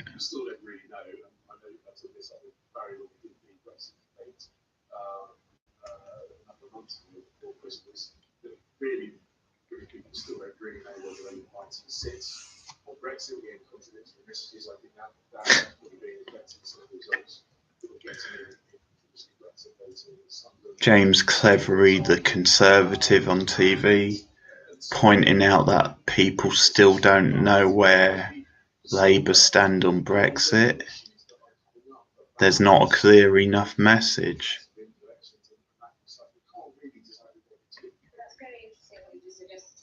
And I think he's right. I don't agree with him on many things, but he does have a point on that. Although it's more for the party in power, I think, maybe, but Labour have been too weak on Brexit, getting their message across. Anna Monty, is that Becca? Is it a film? What is it? Don't think I've heard. I might have heard of it. Why is there a question mark? Is it because you've not heard of the film I mentioned, Into Blue? Okay, yeah, I have heard of that.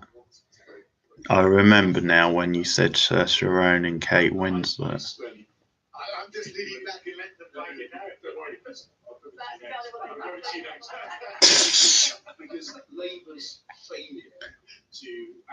Oh, we're getting quite feisty on the TV now with the politicians.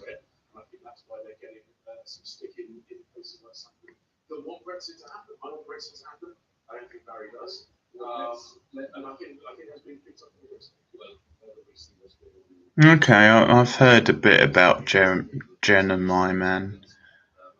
Don't know much about it.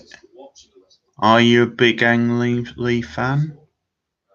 I know you're a big Crouching Tiger fan, which is a great film. And that reminds me, I can plug something because coming up in 6 weeks, coming up in 6 weeks, it's my 100th show, my 100th radio show, the film show. And to mark that, me and a special guest are going to be each doing our top 10 films. Thank you, Becca. Top 10 films of the 21st century. Individual lists. We'll be going back and forth discussing our choices. And that's what we're going to do from 2000 to the present. And I'm excited because I reckon our lists will probably be very different. I will. I'll remember yours. I'll mention it on the night. But yeah, that's something I've been trying to do on more shows.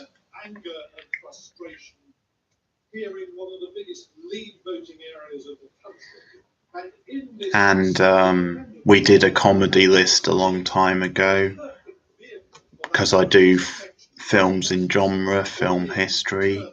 And so when I got to the end of comedy, I had the idea, my 50 top comedy films ever. And I'm going to do that with each of the big genres. So I'm talking about sci-fi at the moment. And I was talking about The Day the Earth Stood Still Tonight, the original from 1951, and the remake from 2008. And I know it's not meant to be a great film, the remake. Pretty boring, I hear. I've not seen it. But actually reading through some of the things about the production and some of the ideas compared with the original actually was quite interesting. It sounds like there was potential, at least in the script, but it didn't really work out in practice.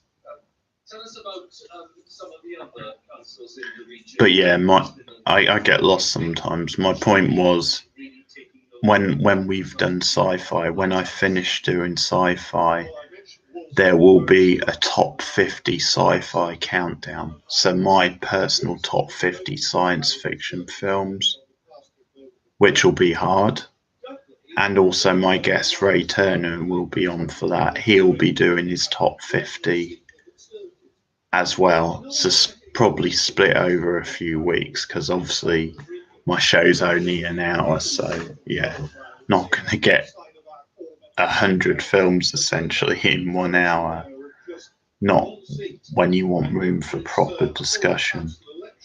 But yeah, gonna do that with all the big genres really. Horror, already done comedy, probably do film noir, maybe smaller lists like coming of age. I could do maybe 20 or 30, but it is something. I'm a nerd, so I enjoy lists and I enjoy the discussion about films.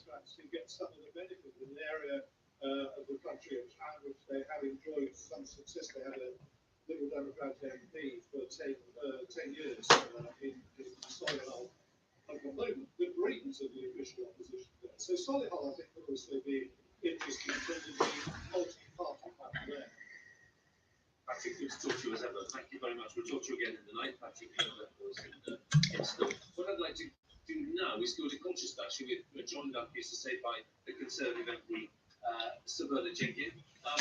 Bernard, I think it's a good morning now, isn't it? Yes, good morning. Thanks for joining us. What is your reading of how your party is doing there in Colchester? Possibly. There's 2 on at the moment, including you. So the other one's either going to be Harrods Guy or it'll be V, one of those 2. Oh, there's V. Maybe Harrods Guy has dropped off.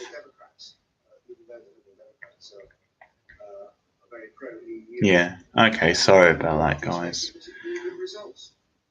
Not yet, Becca, because it hasn't started here yet.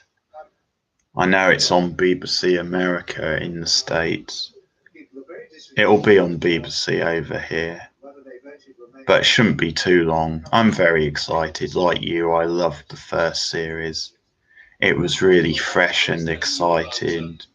Some great black humour and two fantastic leads. I just loved their whole chemistry and the back and forth. So, Killing Eve, yeah, fantastic. So subversive. Great use of music.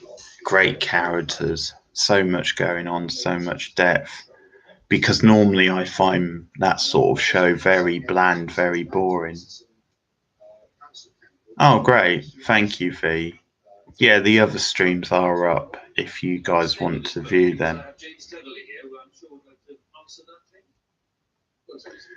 Great performances, obviously. I would love to get the soundtrack, actually, Killing Eve. There's some great stuff. But yeah, Killing Eve and Sharp Objects from last year were my two favourite shows. So yeah, Killing Eve season 2 should be coming up. And it's just insane. We're in crazy TV season now. You get... Yeah, I need to catch up with The Good Fight. Obviously, I really like The Good Wife. And I've seen some of The Good Fight, but got out of the loop. But yeah, we're in crazy season now. So many good shows coming up.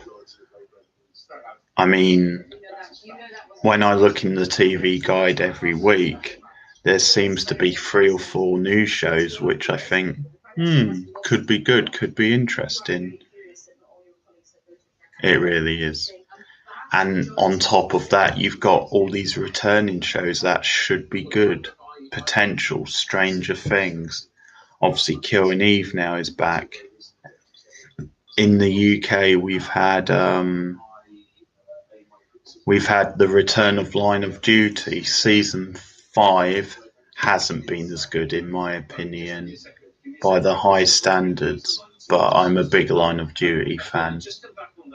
Anyway, I know there's a Nicholas Winding Refn show on Amazon, and he's a big favourite of mine in films. Obviously, more film directors coming across now to TV. TV becoming even more cinematic. But Refn doing a show for Amazon, that could be very, very interesting, could be exciting. But what I would say here is that the majority of Conservative MPs voted against Glow season 3 as well this year. Really like Glow. Oh yeah, Big Little Lies. Yeah, 2 years ago, the first season of that was really good. It had a slow start. Episode 1 wasn't great, but after that, it was really high quality. Great cast, interesting characters, really powerful atmosphere, provocative themes. Yeah, Big Little Lies, they've just dropped the trailer for season 2, which I've not seen yet. You're doing a valiant job to defend the government, and I'm sorry, but I'm never going to criticise that. It's a long-standing friend, so my criticism is directly and squarely aimed. Yeah, so Big Little Lies, not too far away, season 2. I'm guessing it must be a new story. Although, I don't know, same characters maybe? I'm not sure how they're going to do that, but certainly one of the highlights 2 years ago, so I'm excited to see what they do. Well, the point is simply this. James is totally confusing delivering Brexit with delivering the deal that has been criticised not only by most of the Conservative Party, but by every party across party. That's interesting. I just thought because they wrapped the case was, I guess they're going to continue with the investigation because the police were suspicious. Not that I'm going to give away spoilers, but we can talk around it, talk vaguely.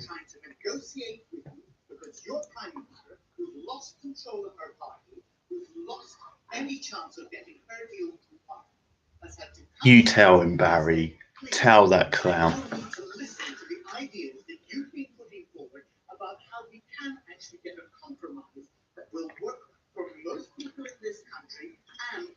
Barry saying what I said earlier, he must be listening to me. Oh yeah, I remember seeing that.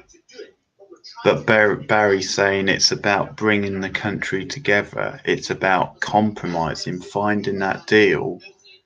It's got nothing to do with delivering Brexit or not, it's to do with finding the right deal for everyone. You're on the other side, Bernard is right on the extreme on the other side, because he would very happy to go out with no deal. He's just told. So he's taking shots at both sides. He's saying the Lib Dems, because they've outlined their position, they're promoting to stay in the EU, to push for another referendum. That's their position. You may not agree with it, but at least they've got a clear position, which Labour sort of doesn't really. But obviously Barry criticising them because they're saying we would remain, which effectively wouldn't respect the vote of the original. But on the other hand, slamming the Tories, which should be an Olympic sport, by saying, you know, they're on the other extreme, that they're just trying to push through any Brexit without a good deal to protect jobs, essentially. And what that could open our countries up for. Human rights, security, very fragile if that extreme form of Brexit happened. Will you stop Brexit as the Labour Party with the opportunity to make that proposal happen? Will you stop Brexit? Yes or no? You'll stop Brexit, so you're not trying to deliver Brexit. And the NEC just passed the policy of the party that said if we are landed with the stupid deal that they negotiated or a no deal, we will absolutely have to. That's exactly what our NEC has said, unequivocally. Oh, really?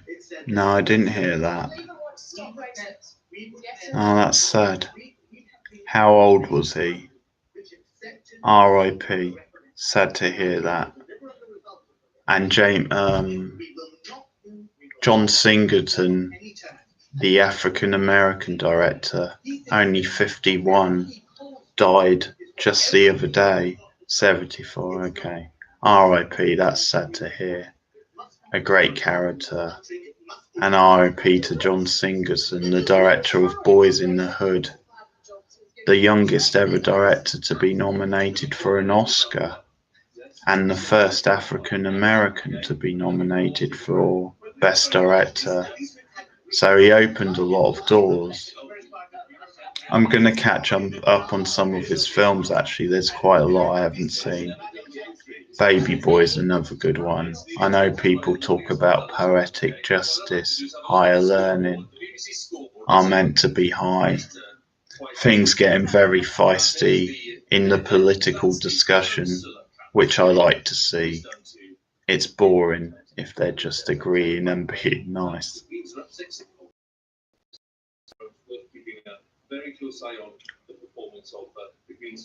The Greens are up by 6 at the moment overall, which is good news. Lib Dems are up by 10 overall so far, plus 10. I couldn't vote for Greens in the local elections. They weren't up in my area, so I couldn't vote this time for the Greens. But as I said, nationally, the next time we have an election, I'll probably vote for the Green Party. Taking their messages into churches, town halls, schools, community centres across the country. Now it's time to take that message in. The contest is over. Another thing I'll probably do is I'll probably talk about, when I do these politics themed streams, I'll probably talk about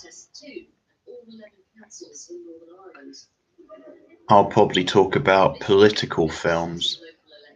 I might review the odd film political wise. I'll probably do top 5s, maybe 10s.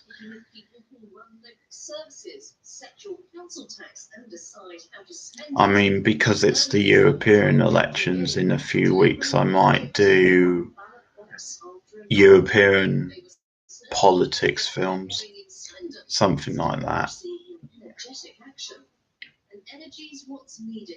If I'm well prepared, I wouldn't count on it, folks. The Prime Minister says the case is closed after the Defence Secretary Gavin Williamson was dramatically sacked on Wednesday. It was over leaked details from the National Security Council meeting. On Thursday, opposition parties insisted that there should be a police investigation into whether the Official Secrets Act was breached. Gavin Williamson continues to deny telling the Daily Telegraph about discussions over whether the Chinese firm Huawei should help to build the case. Time for another beer. Has said that she now considers that this matter has been closed. The Cabinet Secretary does not consider it necessary to refer it to the police, but they would of course cooperate fully should the police themselves consider that the investigation were necessary. The Prime Minister sacked the Secretary of State for Defence because she believes there is compelling evidence that he has committed a crime. But despite that, she does not believe he should face a criminal investigation. Where is the justice in that? Canadian aerospace firm Bombardier has announced it will sell off its plants in Belfast as part of a worldwide restructuring program. The company is Rhode Island's largest manufacturer. It employs around 3,500 people to build aircraft and other parts. Bombardier says it's committed to finding the right buyer. Unions insist that the government should step in. The government of the Bank of England says interest rates will go up more frequently than expected in the next few years. A door and another door. Yes. The market had been expecting Strange architecture. What can I say? 2021. But Mark Carney said if Brexit is resolved and inflation growth continues, We Brits are strange. more increases are likely. Facebook has banned several far-right and extremist figures and groups. Also, probably do live television episodes chat. So play an episode and chat here if you guys want to suggest things for that, for future streams. India is mobilizing mass transport to evacuate about 800,000 residents and tourists from the low-lying parts of the southeastern coast, base of Cyclone Buffy. The storm is expected to make landfall on Friday. It's only my second V. I've got a couple more. So I don't know how long I'm going to be up. I bet you are, Becca. Good evening from the northwest, where there are 35 councils counting their votes. Yeah, West Wing. Classic show, one of the greatest shows of all time. And I will do my rundown, future streams, maybe a video of my favourite shows ever. Perhaps more surprisingly, some Green games over on Merseyside. 2 Green games. We're all one in St Helens and one little I think the other doors for like a closet, a cupboard. So it's not a door to another room, it's just a cupboard, basically. I think overall it could be a good night for small homes. The frustration with the big sort of anyways was difficult for Labour here in the Northwest because they already control 70% of our council seats. So they've got Yeah, naturally. You've got me pegged, Becca. And sometimes he even lets me dress up in the get-up on a fun night. Maybe when I'm a bit more drunk. Let's bring in Mike Kay then, Labour MP with insurance sale. Good to see you, Mike. Does that worry you when you hear that? Because the noises we're hearing from Bolton and from Bury tonight, traditionally staunch Labour heartlands, is that Labour could be in trouble. I don't think so. I mean, here in Trafford, we're predicting 5-6 games. Interesting point from the analysis there from the Liverpool, the university political analysis. He was saying it's a bit of a scary position for Labour tonight because in the northwest area, which I'm in, which they're covering at the moment, they hold like 70% of the seats. So they have a lot of seats to lose, and it's so uncertain at the moment. So in a way, they're unlikely to gain that many seats in that area. They're certain to lose some. So it's a scary position for them. I think a lot of working class voters, certainly traditional working class voters of a certain age, let's say, I think are unconvinced by Jeremy Corbyn, unconvinced by Labour, so I think they could lose quite a few seats tonight, Labour. Sean, what would a good night look like for you tonight in Trafford? It was a sort of mini earthquake last year, wasn't it? For the Conservatives? Certainly, I think younger people have been captured by Corbyn. Certainly, he appeals a lot to them. I'd say, in that younger people up to people in their late 30s, early 40s. A little older in some cases, but I think that's kind of his age group.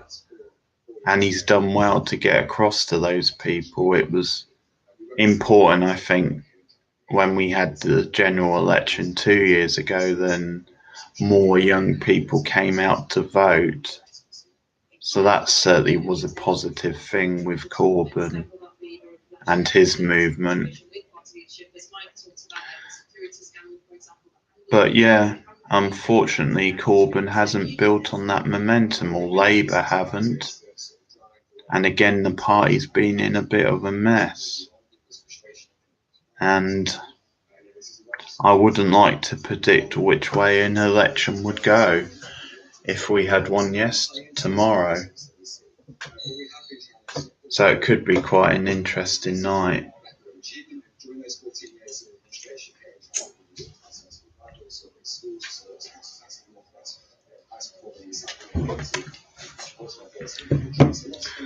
So I've been reading issue 3, Cordelia on the cover. Becca, have you been enjoying the Buffy comics?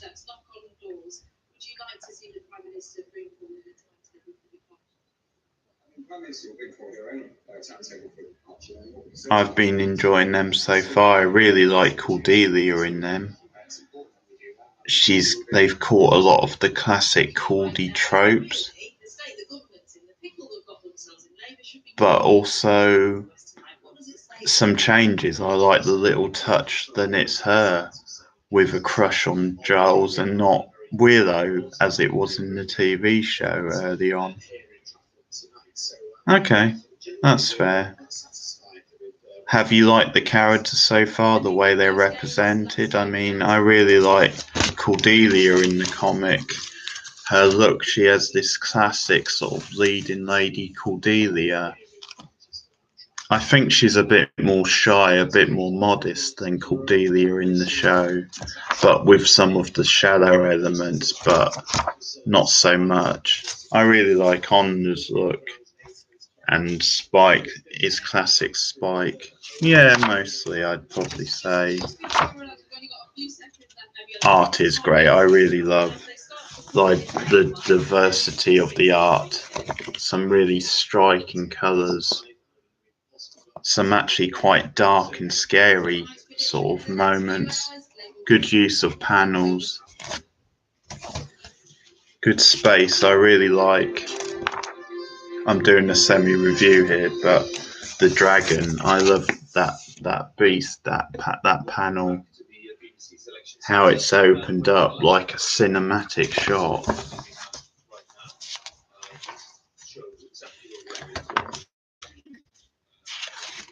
Yeah, that's another good shot. Luckily, I have a local comic book shop. I think I'll try reviewing all of them. So Labour's total 147 so far. Conservatives 115. What we are seeing at this early stage of the night is what some politicians practically fear is that both of the main parties, Labour and Tory, will be punished by people at the ballot. Yeah, I'm looking for a good example of Cordy. I really like Cordy's look in the comics. I wasn't sure about Joyce when she appeared. I know she hasn't been in much, but I remember in one of the early comics she calls Buffy Babe, which just doesn't sound like Joyce. So that was a bit off.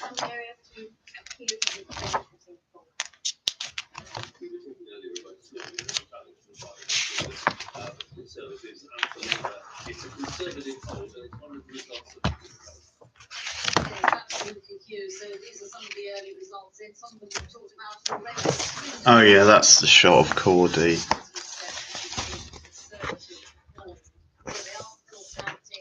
That one.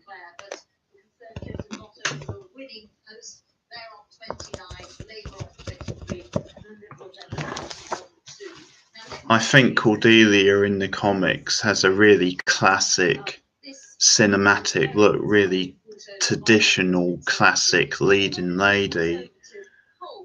She always had a very mature look in the series anyway, partly because Charisma was much older than the part. But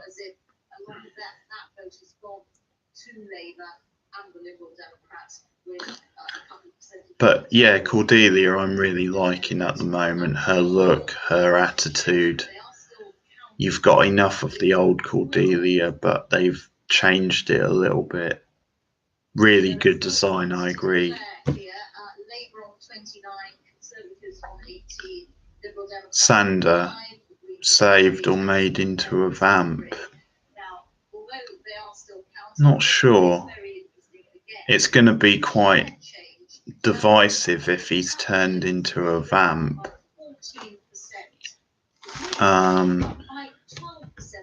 Obviously a challenge for the writers moving forward, but it could be quite a bold move. It opens up fresh possibilities if he was a vamp moving forward. I guess they could do a Harmony type story where he still has.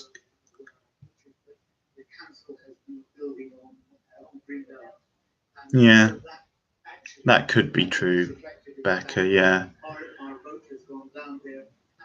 But I have to say, I wouldn't mind seeing them try that with Xander. It would be something different. It would be interesting to see how that's handled. But I'm not sure how popular that would be, really, and how limiting it could be as well. But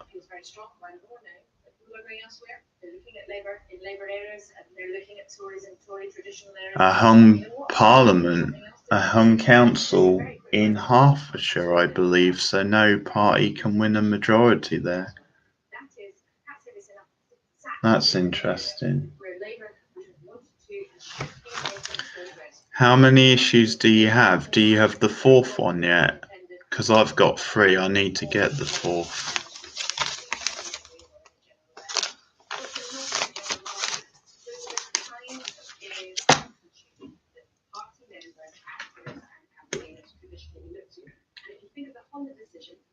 Huge loss of employment in that time, which will affect thousands of many families. The Conservative Council got to be punished for that. Something quite notable. What would that be like? What is your reading of that? I don't have a reason, to be honest, Arthur. As I said, I've been stricken recently and spoken to the Barnsley is a Labour hold. Again, traditional working class town, probably not too surprising. Carlisle was a Conservative hold apparently, so again that's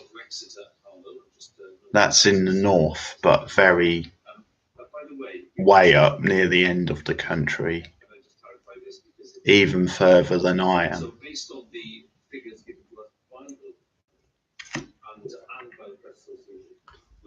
Few games for UKIP.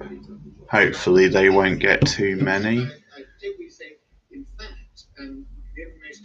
But some gains for the Greens, 6 gains so far, so that's encouraging.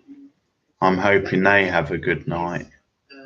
Previously, and at the last election, but because of the resignations, I believe they've gone to no control. Okay, I'll be at my local store at the weekend, so I'll try and get the 4th one then. But I'll probably do a video or maybe a stream when I'll review all the comics, all the ones so far. By the way, there's a free comic book day at my local store on Saturday, so giving away free comics all day. So I'm gonna go along and hopefully pick up some good stuff. I know that's across the country. I don't know if it happens in the US or anything. But yeah, I'm looking forward to it. I like to support my local comic book store. It's a small independent shop. Yeah, it's very friendly, good atmosphere, and you get all sorts, not just the obvious big popular comic, but you get more smaller, diverse ones, and a good mix of old and new. I got a good retro, early 90s. Oh, that's sad to hear. That is sad. It's obviously more of a connection with the community if it's a proper store and you go. Yeah, they have all sorts. In fact, I'll show you. I got a classic retro Buffy one. Not Buffy, Catwoman. Early 90s Catwoman comic recently. I'll show you.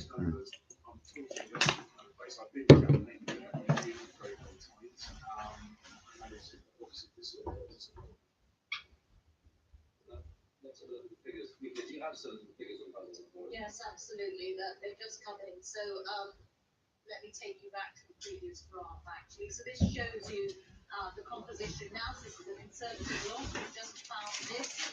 They've still got one to declare. It was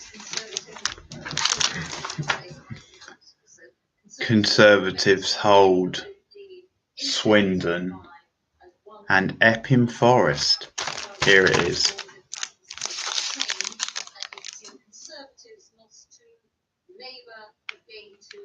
Catwoman.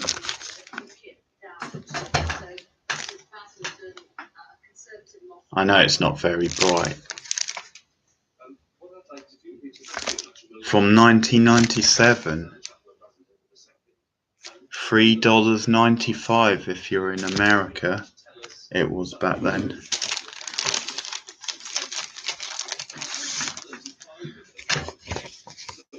But look at the Catwoman design. Classic. It's an annual. I Married a Mummy.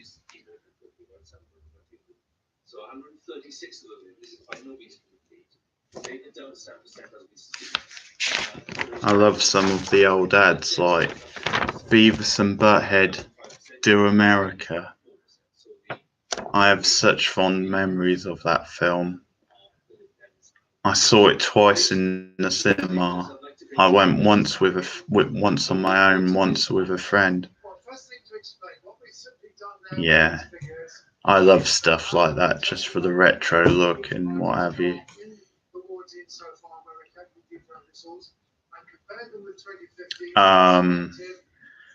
And I remember me and a friend bunking off college class to go and to buy the single from that film Beavis and Butthead Do America, the Red Hot Chili Peppers, Love Roller Coaster. And they're a shit band, by the way. I'm not a Red Hot Chili Peppers fan, but I like some of their stuff. That was a good song. I like Under the Bridge, but generally they're a rubbish band. But I just have fond memories of me and a friend at college bumping off class to buy Love Roller Coaster, hoping it would shoot it up the charts a bit. And it was just funny looking back because we chickened out of Towing Classic. Yeah, I was a bad boy. I was a rebel, Becca. What can I say? I love that number one video pic. I love that. But yeah, we just left and we pretended we were going to get our folders. So the teacher was just sitting in the classroom expecting us to come back.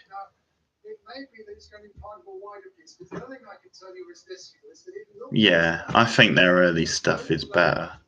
And we just went to town to buy the singles, Love Roller Coaster. So yeah, we were bad boys. But I quite enjoy that song. But I love seeing old adverts like that for VHSs. And I'm going to show you some of the art.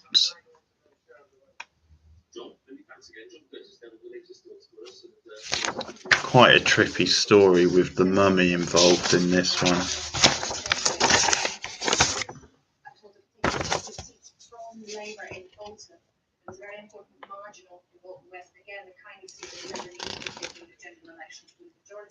Labour are told having a sticky time in Ashfield in the Midlands.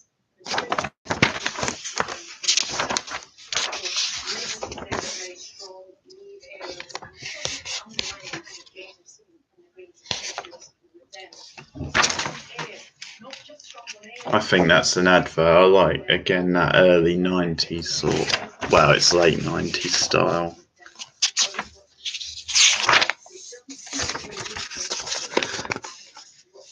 And a shot of the classic Catwoman purple suit.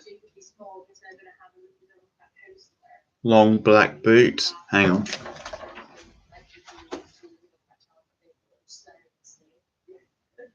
Not just in Romania.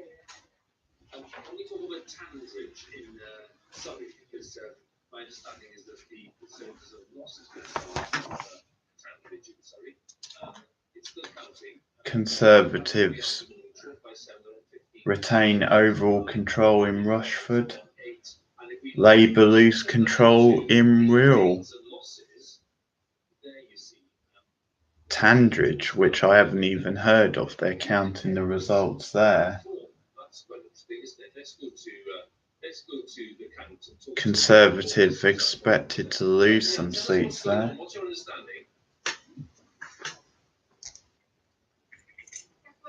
Tandridge has always been traditionally a Conservative stronghold and has held a majority here since the year 2000. But last year that dramatically Labour also hold Exeter.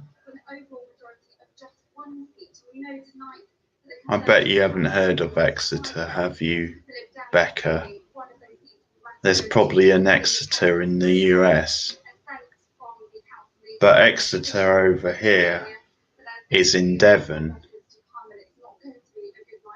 I've never been, but meant to be really nice in Devon. I'll have to go sometimes. Okay. But I'm assuming there's an Exeter in the US as well. Yeah, exactly. I knew there would be one in the US. But yeah, I do like that classic Catwoman outfit.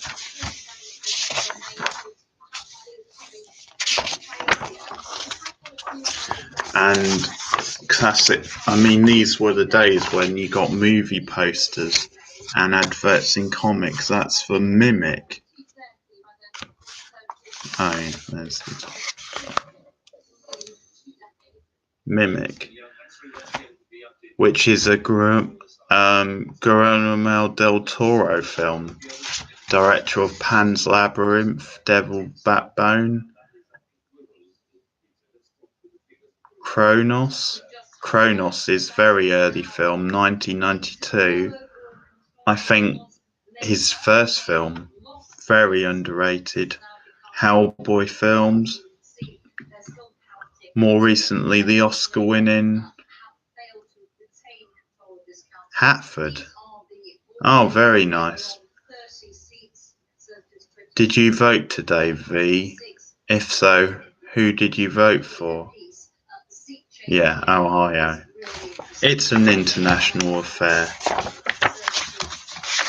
Some more panels for you.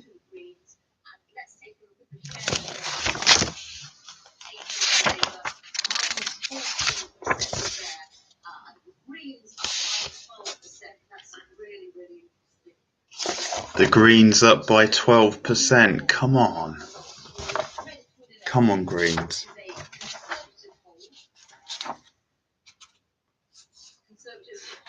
Brentwood in Essex is a Conservative hold.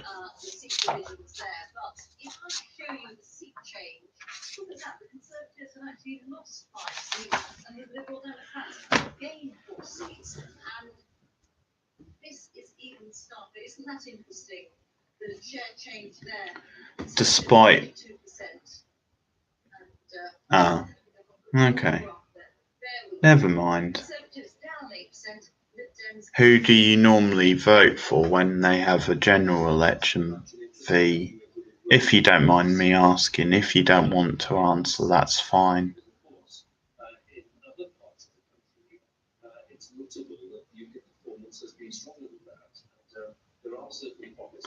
So the Conservatives lost a lot of seats in Brentwood, even though they kept the council there.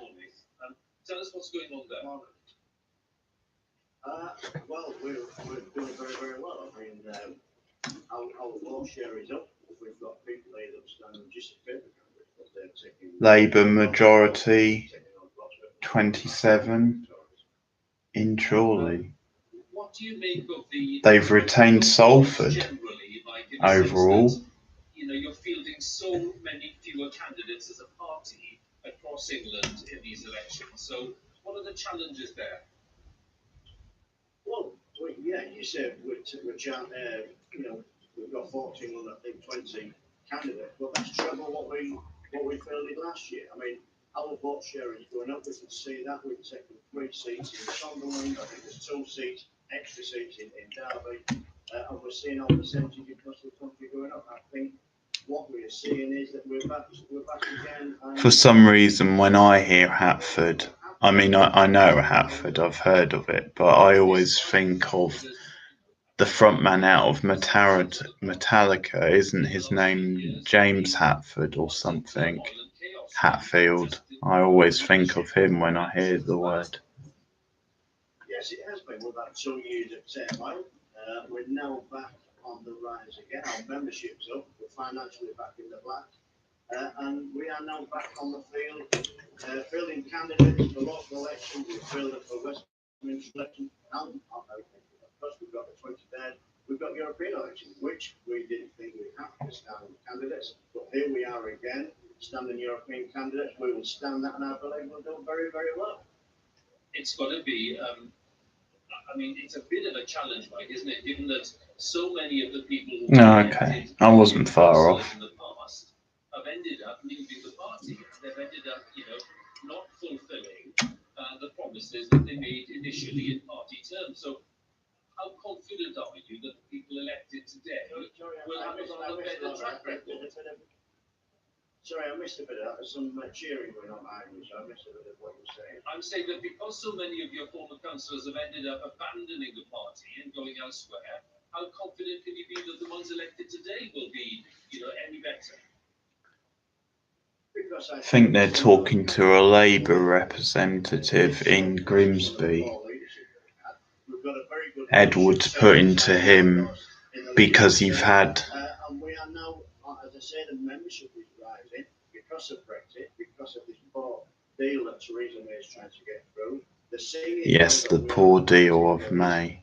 And we are on the rise. Newcastle upon Lyme, Labour majority of 30. But yeah, Hugh Edward making the point that... Well, where is Nigel? He's not here tonight. I don't think he's standing any candidate tonight. This is a party... Oh, it's a Lib Dem... it's UKIP, guys. Sorry, that was insulting to Lib Dem. And as I said, where are they tonight? In local elections that matter to a lot of people around the country, what happens in their wards, in their streets, in their towns and cities, where is Nigel Farage on this party? Well, you'll find them at the European elections, won't you? If that's the case, you'll get the challenge at that point. Well, bring it on. I'm up for the challenge. As I say, I didn't believe I would be standing again as an MEP. We are 100% committed to getting Brexit, to leaving the European Union. Theresa May promised 108 times that we would leave the European Union. We are not doing that. We are standing again to say we are going to campaign and make sure that we honour 17.4 million. Yeah, I think he's a UKIP guy. They're mentioning people leaving UKIP, defecting to other parties, but also Nigel Farage, the ex-leader, who's now started up his own Brexit party. Yes, it is a local election. It's local issues, and it always will be, and that's what it should be. A councillor should represent the constituents. And he's trying to push the idea of new opportunities for his party, with seats up for grabs, trying to push through and pressure to get through Brexit. Michael, if you to join us, thanks very much, Michael, from the UKIP in Grimsby. Yeah. What I'd like to do now is Boreanaz just got their Bones case overturned. What do you mean by that, Becca? Graham, good morning. Thanks for joining us. What happened to you in Sunderland? I know you're still in control there, but what happened with the loss of seats? We lost 10 seats, and my view on it was very, very simple. Sunderland voted as a city to leave in June 2016, and having had a Labour message across the city from members of Parliament saying that we need to be having a people's vote and second referendum, people in Sunderland have said we're just not accepting that from the Labour Party, and I have lost 10 councillors tonight because of that Brexit situation where the Brexit message has... Okay, I'll maybe look into that later. And that's the outcome. Well, I may ask Barry Gardner to comment on that in a second, Graham, if he's willing to do that. But what would your message to Barry be? My message to Barry would be that at the end of the day, we have to be Right, okay. about what we're saying with regards to Brexit. When we have large Leave constituencies and we have that message going directly to the people that we believe that we want a people's referendum, we want a people's vote. When the people have said no, we want to leave, we made that quite clear by 63% to 37% in 2016. And if you don't enact that democracy... Again, we're seeing some of the division here, really, within the Labour Party. You've got the guy in Sunderland pushing the idea that the people voted to leave, then they don't want a second referendum, they don't want to rethink Brexit. And he's saying that's why you've got frustrated voters. but there's obviously disagreement, there's contrast with the Labour message, with what other people in the Labour Party would say about that. When you give people a vote, when you say that I'm voting to leave or remain, and you make it that simple a choice, and Parliament agree that question, people expect you to then deliver on the outcome of that, and we need to be seen as a party to be trying to deliver that outcome. If we don't, it would be interesting to see what would happen with a Labour government and how they would handle Brexit. I think the problem is they would be landed with a mess. They would have their work cut out for them.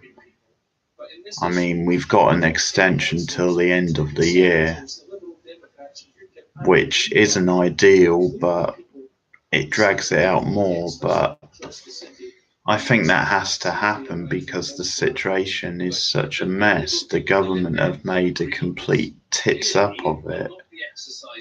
And the fact is we haven't left the EU, and there's no clear direction of. It's not about whether we leave or not, it's about the vote has been taken and it's how we leave. We need to leave in the best possible way for the whole country. Graham, can I just say my commiserations to you? And maybe some people have had a rethink. I mean, things do change. Politics is an ongoing discussion. Democracy is. It. 45. Yes, get in. Thank you, V. Yeah, I've got obviously a new subscriber. But that's the thing about these ranting people on the Brexit side saying, you know, you're not respecting the referendum. But the point is, the referendum was divisive. It was whether we left the EU, not how we left the EU. And again, democracy is an ongoing thing. It's a discussion. Things can change. There's certain facts that weren't made clear at the time when people voted, and certain things in the reality that have come out, and democracy changes. That's what democracy is. It's an ongoing process. It doesn't just end because of a decision in a referendum. That's not the end of it. You can't say to the other people, go away, you lost. There has to be discussion. There has to be room for change.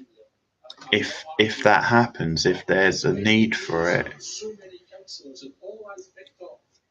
But it's a complex issue. It is a mess. Total mess.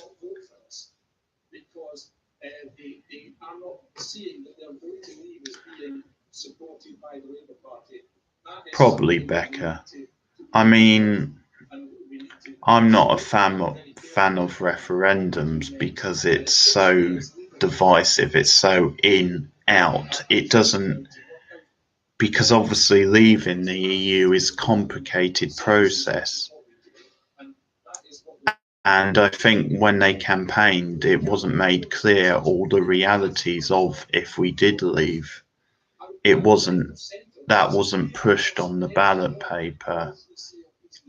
So if you have another referendum, I think that has to explain the options. It has to be making the options clear, and maybe part of that referendum to vote on the many different ways of Brexit, because there are different ways that are compromises either way.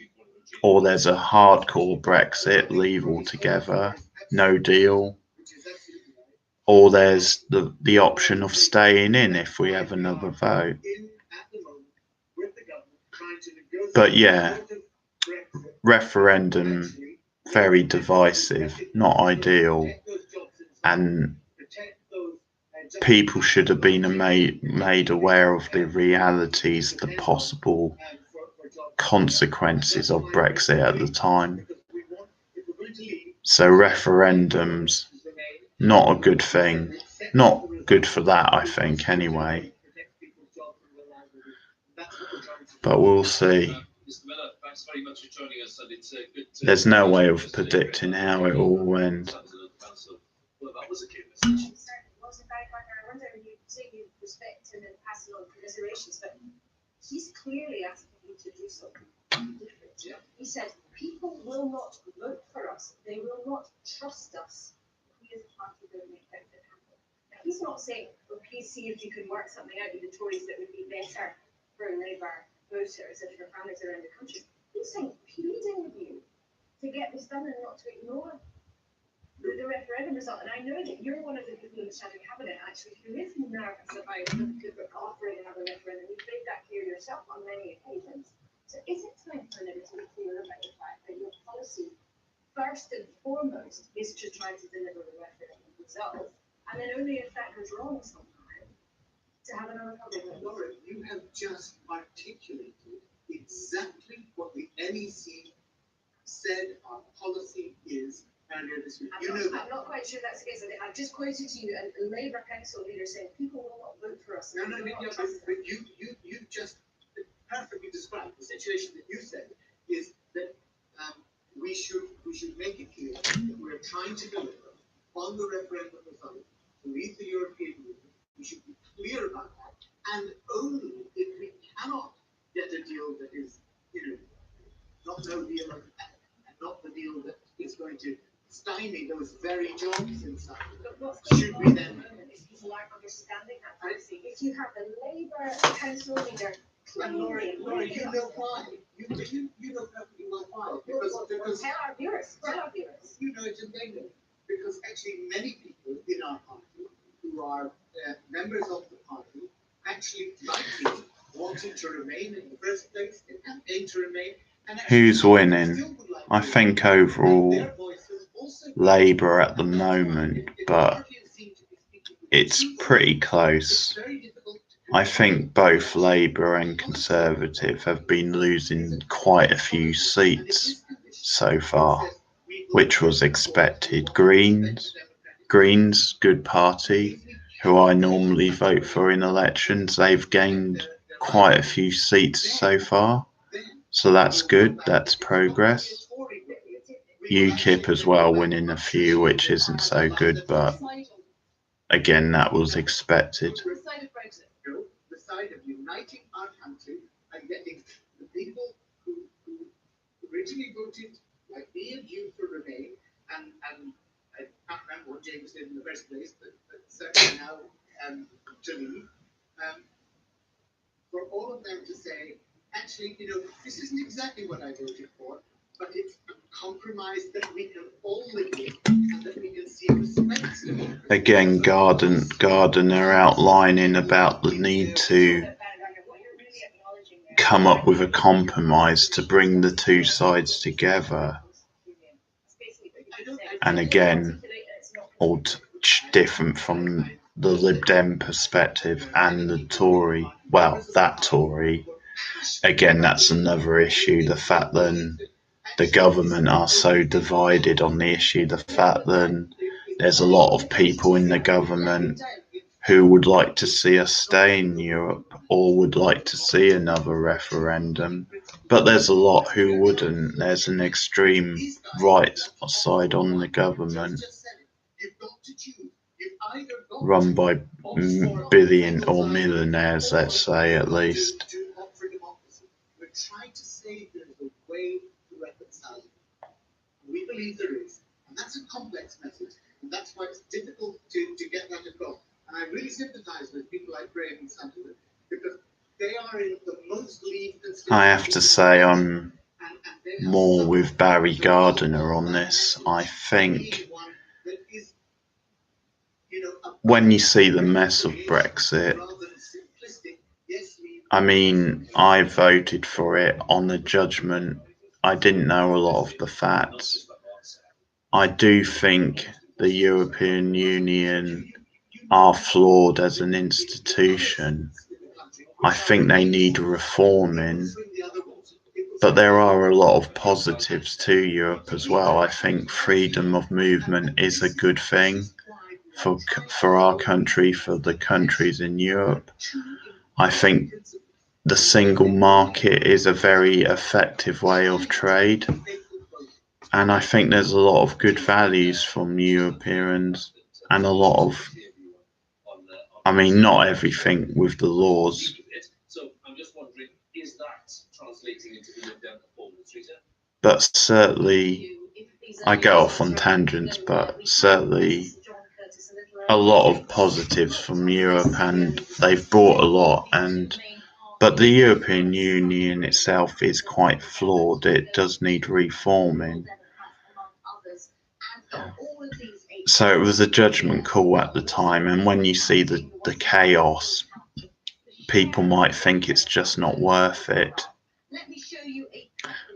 But so, I mean, if I had the vote again, I would probably vote to stay in, but it's a judgment call. But I agree with Barry Gardiner on that. I think we need to find a compromise. We need to find an answer, a way through. You need to respect the referendum, but you also need to find the right way to leave the EU, a way that protects jobs and protects security. You can't just rip all these foundations away when we've had them for 40 years. I think we're going to lose freedom of movement. I think that's a shame. But we do need a compromise at the end of the day. So I'm more with Barry Gardiner on that point of view than I think we need to work some sort of customs union into the arrangement. And although people are frustrated, I don't think it's no deal would be a disaster. I can't agree with the people saying we're fed up, we just want to leave with no deal. That would be such a big risk, such a gamble, and would likely lead to chaos and disaster financially. A no deal would be terrible, in my opinion. Sorry, I'll get to your question in a minute.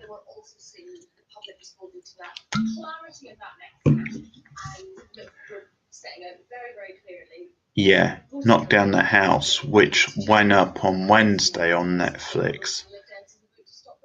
Is it a documentary, or I'm assuming it's a documentary, but political, about 4 female Democrats running. Yeah, documentary. Because last year, apparently, there was record numbers of female Democrats getting elected to the House, so I believe. And so the documentary about 4 female Democrats. So that's obviously positive news. Yeah, it's on Netflix now. It went up on Wednesday. I didn't quite catch it in time for this week's show, so next week on my show, I'm going to catch up with it and do a review. Yeah, it could be good, could be interesting. It's called Knock Down the House, as I said, it's on Netflix now.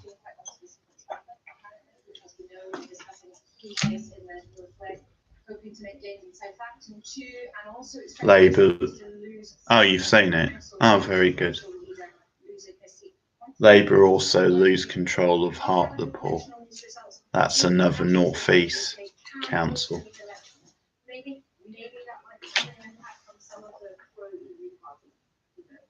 You mentioned Trafford. Why don't I go back to Nina Walker's there, who's in Trafford? So, Nina, what are the signals there? We've not had any of the results in from Trafford, but so far, across the northwest, it's not been a good night for Labour. When the night started, they had about 70% of the councillors across the northwest. Not been a good night for Labour so far in the northwest. Not surprising, that really. I would expect Labour to do well in the London sort of area, that sort of nearby. Traditionally they do well in the north, but I don't think they're so popular here with Corbyn as their leader. So not a good night for Labour so far in the Northwest. A bit more positive nationally, but the Northwest, they're losing a lot of seats. They voted Remain. They won in 3 parts of Greater Manchester where they voted Remain. The Liberal Democrats so far tonight have made 1 game from Labour. That means they only need to make 2 more to be neck and neck with them on that council in part of Greater Manchester. Ironically, here we are in Trafford. Bolton, another Northwest area, counting. Stockport as well. Looking pretty close in Stockport. What are party bloggers saying there tonight? What are you picking up from the various teams there? Well, the Greens are very optimistic that they might be taking a 3rd seat last year because of plans to build on Greenbelt, and just because of a good grassroots campaign strategy, they took 2 seats in Altrincham in South Trafford, and they expect to take a 3rd tonight. But the Labour campaigners have told us that on the doorstep, they're hearing a lot of talk of austerity beginning to become more and more important to voters in Trafford. The Conservatives. Oh yeah, I'm hammered. Hammer time. No, not yet. I've been pacing myself. It's only my 2nd beer. What's going on down in Westminster? So there is some blame being pointed towards the party leadership. So Nina Warhurst reporting in the Northwest saying the Green Party have won 2 seats so far in that area and expected to win more. They've been doing quite a strong grassroots campaign. So that's some good news because they are a good alternative, the Green Party. And if they'll never get, I don't know. I'm not going to say that, but they are growing all the time, which is a good thing. Where I studied in Brighton, they were a Green Council. Caroline Lucas locally is the only Green MEP in Parliament and has held the seat in Brighton. But Green's slowly growing, getting more votes all the time. And again, there are votes up for grab from the 2 big parties. So Green up. About Brexit, it took Barry about 15 minutes of monologue to still not really explain Labour's Brexit position. Okay, that's cool. Thanks for dropping by, Becca. This was a lot of fun. And we'll see. I mean, we'll do a West Wing episode soon on here, like a stream. We'll discuss it and watch it. We'll do that this week if you want, or something. If you pick the episode, we'll do that on here because that's fun. Obviously, watch some films, and we can do a West Wing episode. Thanks for stopping by, Becca. Good night. You'll miss me getting drunk, but never mind.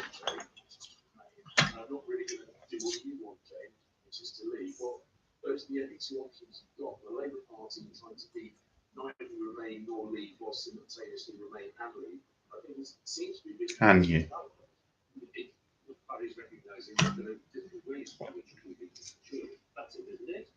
No, it's not just. No, I don't think it's how we leave. No, I don't think that's what Barry's recognising at all. There is a It's exactly what I'm recognising, because actually that's what the Supreme Court said. If you remember what the Supreme Court said, when there was the initial challenge over triggering Article 50, they said the referendum has decided that we should be.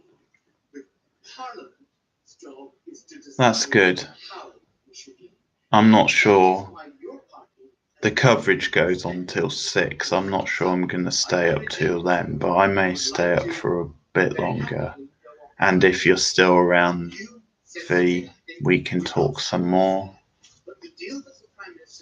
And this stream will go up, so hopefully that will get some more interest. But yeah, you've caught up with the other streams, so I've been doing reviews. Well, not so much reviews, but live chats about Nightmare on Elm Street, the first two. Yeah, I know, yeah. It's insane. I'll see how I go. I mean, when you have the US election or the general election here, it's an all-nighter. I stay up all night. I don't know if I'll do that tonight. We'll have to wait and see. But yeah, me and Meta are talking about, well, Meta, sorry, that's another nickname. But Becca, we were talking about doing a West Wing episode live on here. Thank you, thank you.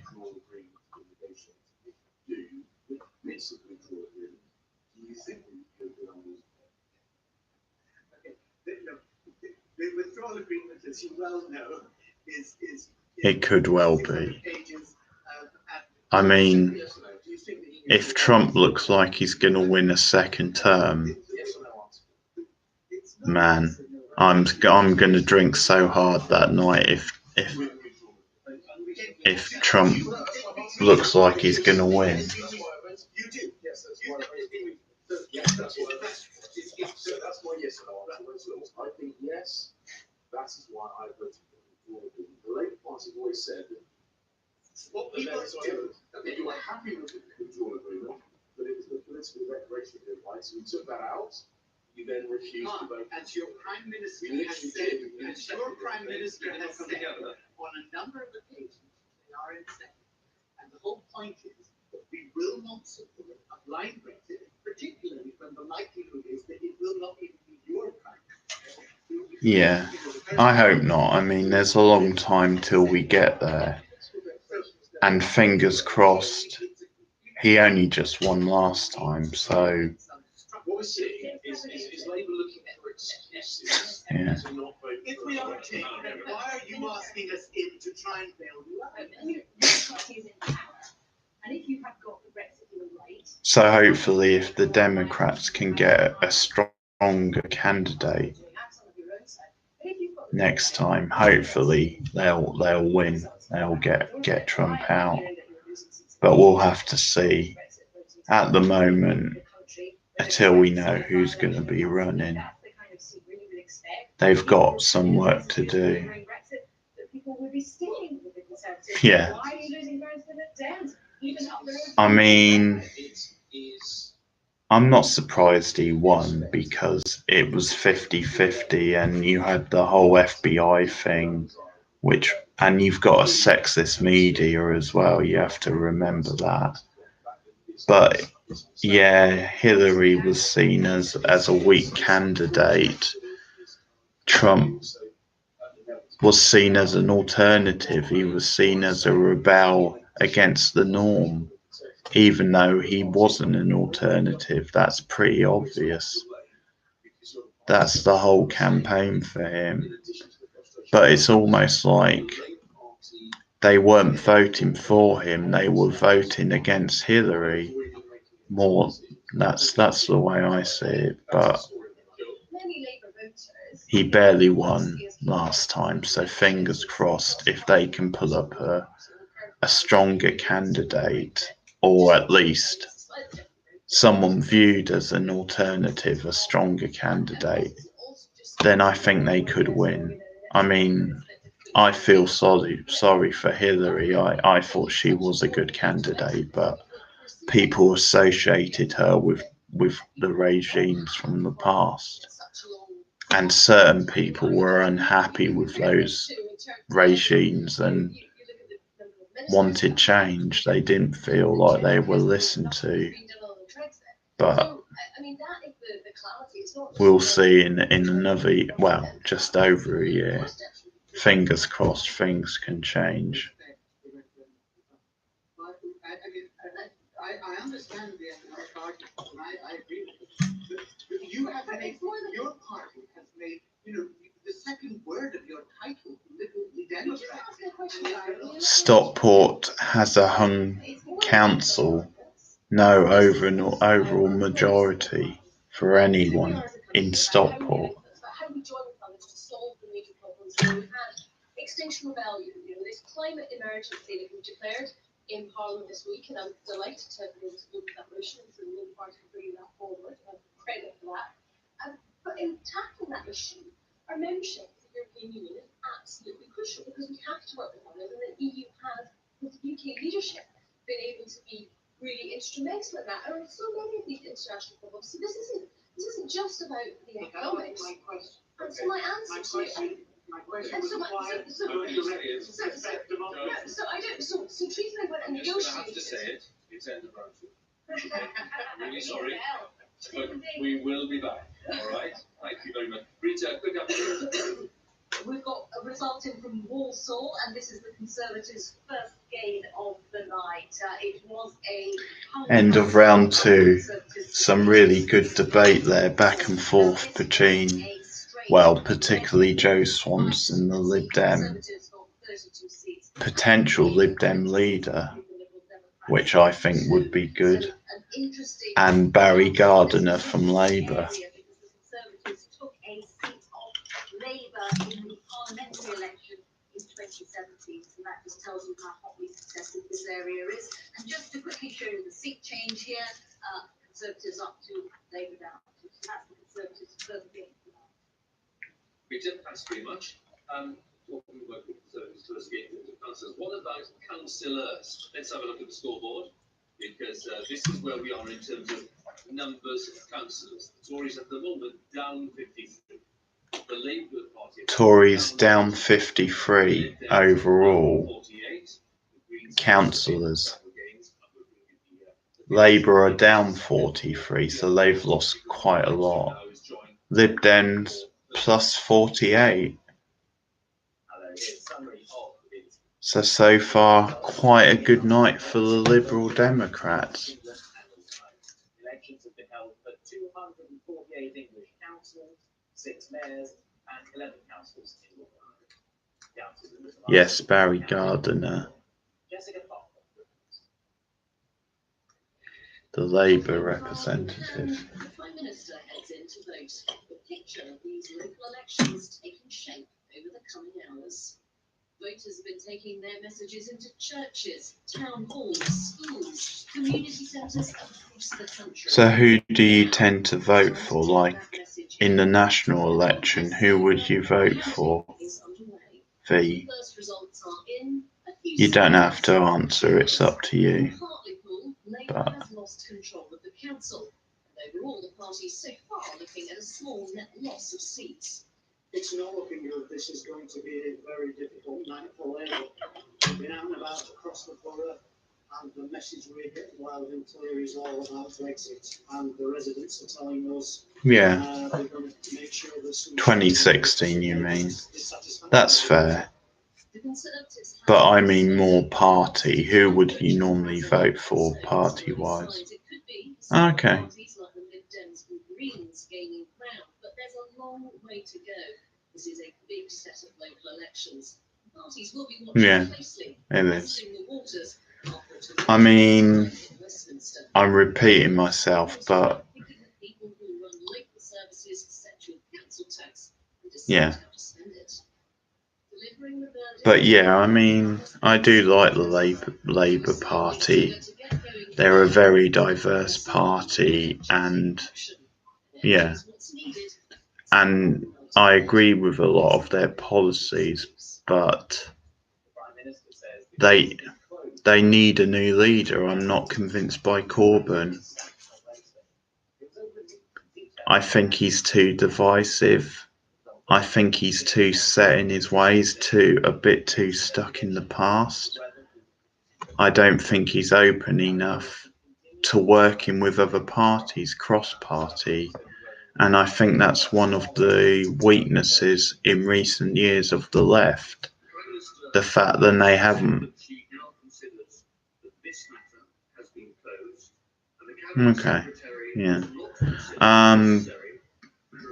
Yeah. But yeah, I think the left have taken a battering in recent years, and they need to work together, cross-party. I mean, things are changing now because the Tories are in such a mess, so that I guess that's not so much true. But if the vote was really close, then we would need Labour would probably need to go into coalition with another left-leading party to get enough votes to govern. That's one of the things about the Green Party is I think they've shown that they're willing to work with other parties, other left parties anyway. But Labour haven't been so willing, Corbyn hasn't been so willing, and I think that is one of his weaknesses. I also think he's a weak leader, this whole anti-Semitic thing. He could have nipped that in the bud a long time ago. He should have just removed Ken Livingstone from the party when he, made those remarks, really. Corbyn has the power to do that. And I think because he's too close to Livingstone, very sort of buddy, he didn't want to do that. I think that's weak leadership, in my opinion. So, there's a lot of qualities to Corbyn. I appreciate him and a lot of things he stands for, but quite a likeable guy, but I don't think he's good enough. Too many flaws as well. I'm not convinced Labour can get into power with him.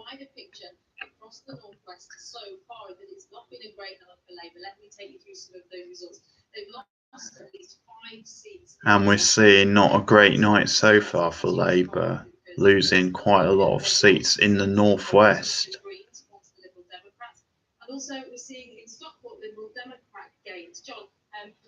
Liberal Democrat gains in Stockport.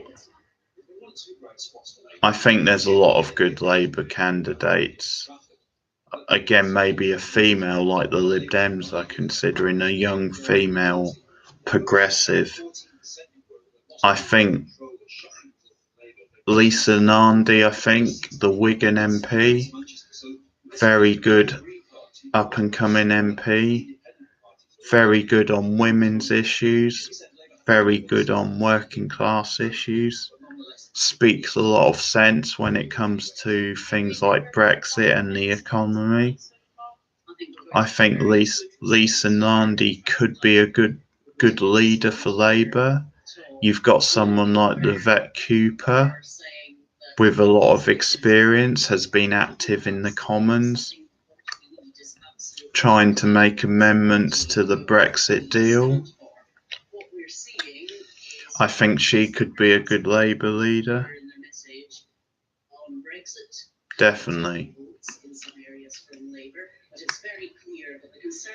And so there are some good candidates.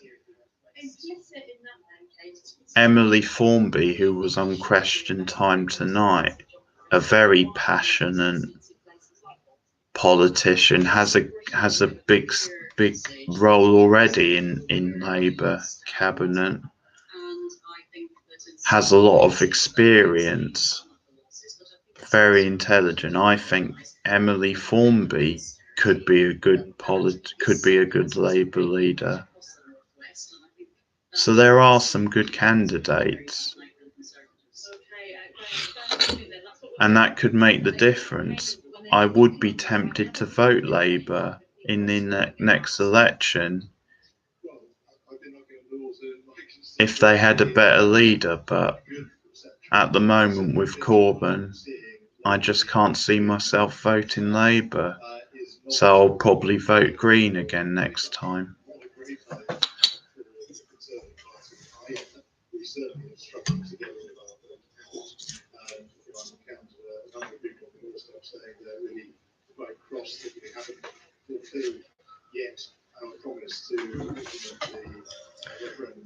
Speaking of young female politicians, there's actually a book that came out recently by Rachel Reeve, who's a Labour politician, about women in Westminster and their history, and interviewing a lot of the past politicians and how things have changed over the years. Obviously, how masculine and sexist it used to be, and it still is, unfortunately, but women have come a long way in politics, and looking at the change in that. So that could be an interesting book. It's called Women in Westminster. I'm not here to promote it, but it does sound like it could be a good read.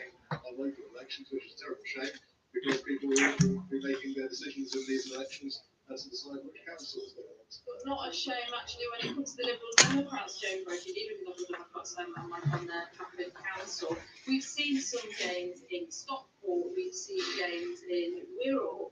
What does that say about the Liberal Democrats? Is it because of the clarity on Brexit that some of the other parties aren't putting through? I think it is a very, very good night for the Democrats here in Greater Manchester and in Trafford. We seem to be doing well. There was a smaller turnout in some places because people are fed up with the national picture, but we've got two very strong candidates in our target wards here, particularly in Village Ward. A lot of people are warming just to our messages, our local messages. I think we're going to do very well here. It's too early to say how, but I think we might. 3 hours the stream's been going. Let's drink to that. Very quickly, John Tom, before we come back to the national picture. You do say local politics and local issues that are what dominate these council elections. Actually, all three of them have said now that the national picture is significant, especially this year. That's all right. It is clearly significant. We need to see how the Conservatives report on the councils they hold when they declare tomorrow in the Northwest. But local politics do matter. You've seen the rise of local independence. There's extra lanes tonight, so we can't discount the local, notwithstanding the bigger picture, which neither party, neither Vinci, are necessarily producing convincing results tonight. Just simply not. Just a reminder that we won't have the full picture on the 35 councils until tomorrow evening. Cheshire will be left to declare around 6:30 tomorrow, but from here in Trafford, where we'll be receiving the results in the next 10 minutes or so, we'll catch up with you in the next part.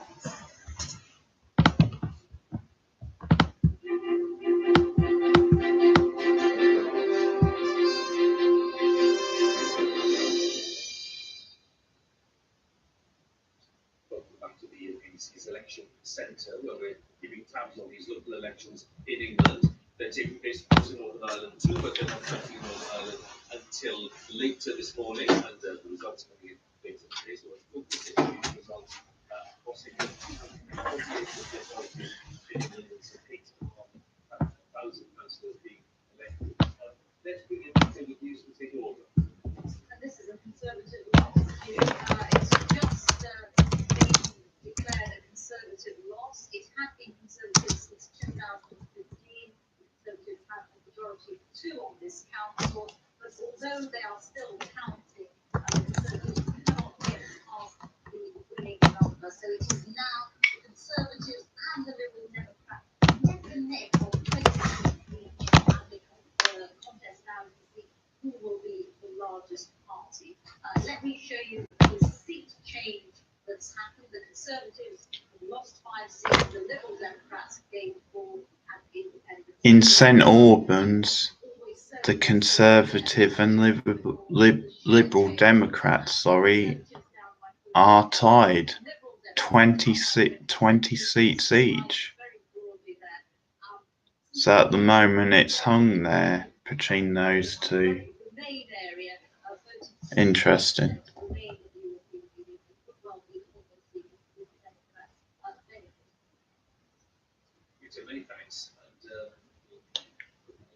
Saying that Liberal Democrats who have made some gains in St Albans voted to remain. I guess it is. The name sounds posh anyway. I'm not sure if it actually is posh. But yeah, because because St Albans voted to remain, they're sort of saying that's maybe why Lib Dems have made some gains there, because obviously their policy is to push us to remain, to not go through with Brexit. So there you have it.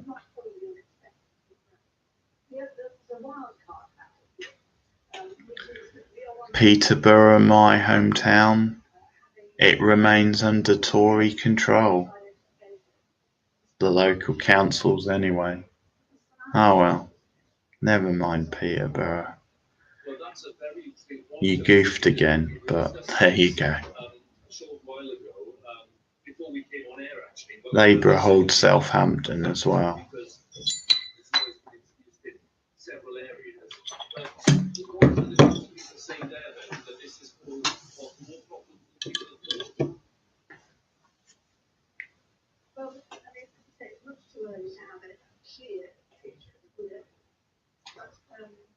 Portsmouth is another hung council, so that's becoming a recurring theme. A lot of hung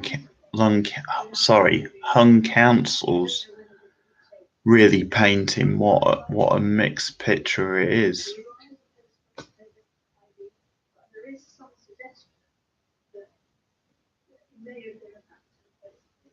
I think they're expected voting to be down overall for these local elections.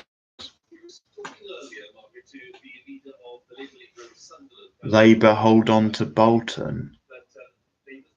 They retain control of Bolton. Labour do.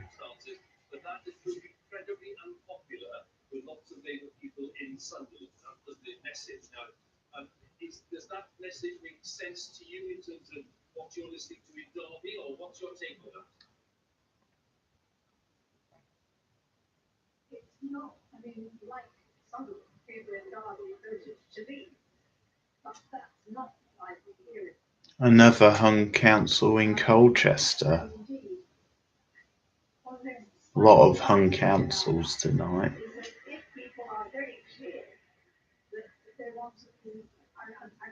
Talking to the very flamboyant, traditional Margaret Beckett, the Labour MP. They're talking to her from Derby, where there seems to be a lot of cheering. Really? Okay. Small town in the north, Bolton. It's near Manchester, basically.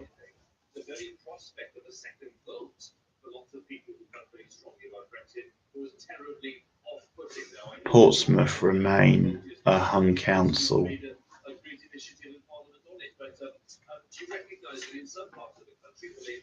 I'm not quite sure how they work that one out, I guess they have to come to a decision somehow who wins it, but I'm not sure how they work that one out when it's hung.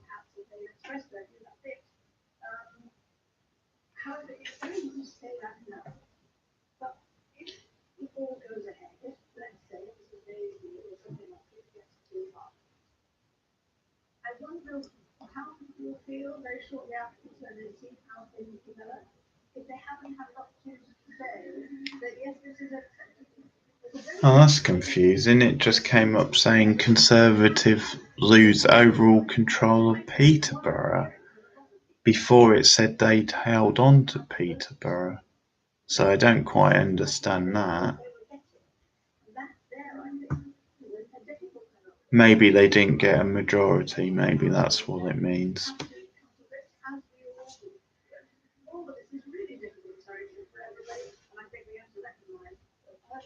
A hung council now in Derby, in the Midlands. No one can get overall control there. Do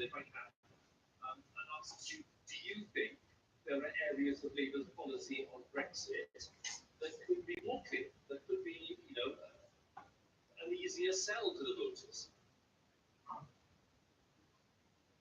Well, I think, I would have liked to be clearer and more forceful on that. But we think that in the end, what whatever it is the House of Commons decides, ought to be put to the people to see if that is acceptable to the people. There's a lot of talk about establishment stick-ups and so on. If it's in the end the people who decide, then by definition, that can't be an establishment stick-up. There's a very, there are terrible dangers with those completely understand people who don't support it, people who think it's divisive, all of the rest of it. But one way or another, we have to settle this question. We have to decide where our future lies. And certainly if Parliament can't decide, then that makes it very difficult argument. But my own view is that if what is being called by Parliament, the main people thought they were voting for, they should have an opportunity to say whether or not this on balance is something they want to live with, or whether they don't. Rebecca, good for you to join us. Thank you so much. Nice to talk to you. And our Rebecca there was in Derby with Buffy.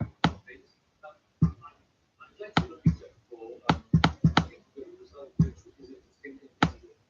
Absolutely, Hugh. This is a Conservative loss. The Conservatives had this council, they had a small majority of 2. It has now become a hung council. It has no overall control.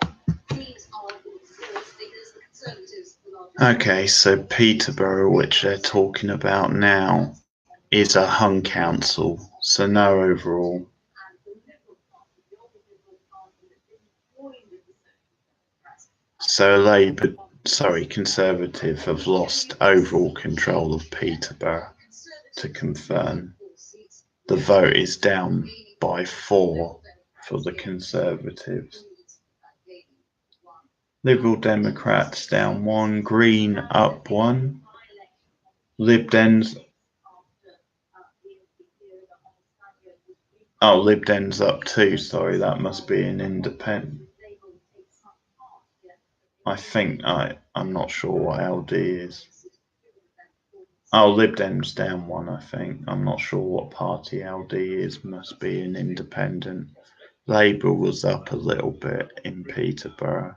So Graham Brady, who is the Conservative MP, West, the chairman of the bench, Conservative MPs, so Graham, good morning. Good of you to join us. Thanks very much. And it's 2 o'clock in the morning, so we're very grateful. Give us the latest take that you have there on what's happened to the Conservatives in Trafford in this election.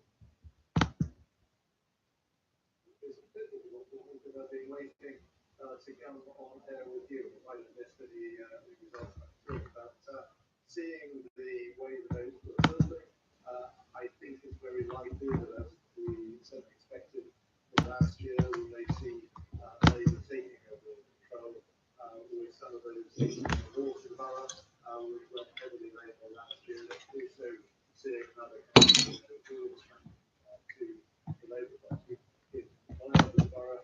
I think we're seeing those with very stunning results for the Conservative Party or for the Labour Party. A couple of slight battles, one war which is very slight between the Conservative and Labour, with 1 or 2 Rugby.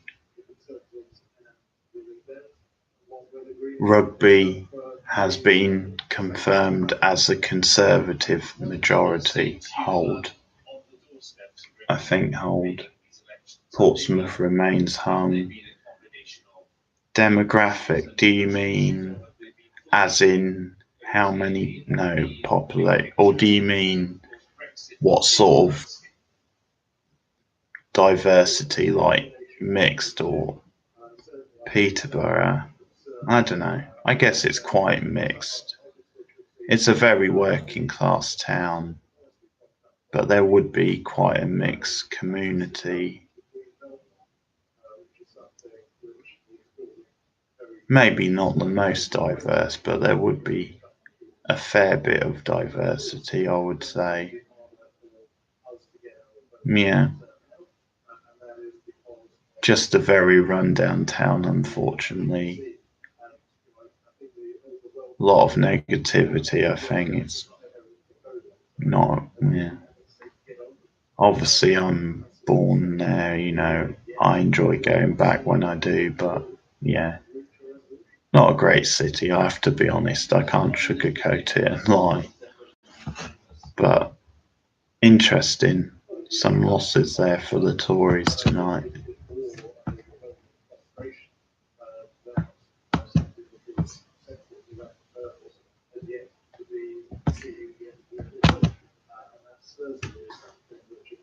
Graham Brady, the MP for Altrincham, being very honest, then Labour are likely to take Altrincham, make some gains.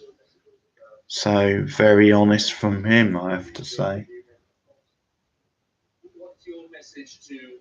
Conservatives remain in Southend, which is right near quite near to Peterborough on the coast.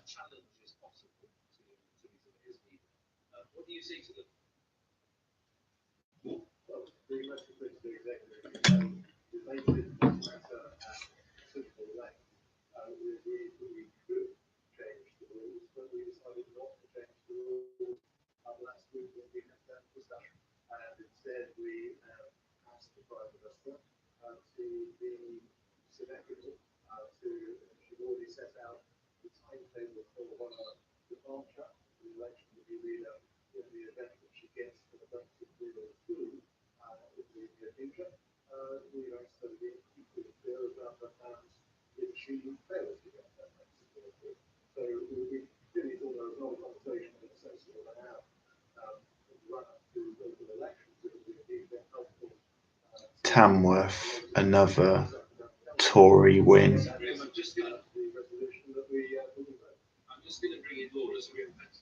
know after conversations with the Prime Minister after his meetings last week that you weren't promised a response from her. I know also they're now talking to Graham Brady about the whole situation with Theresa May and when she'll step down.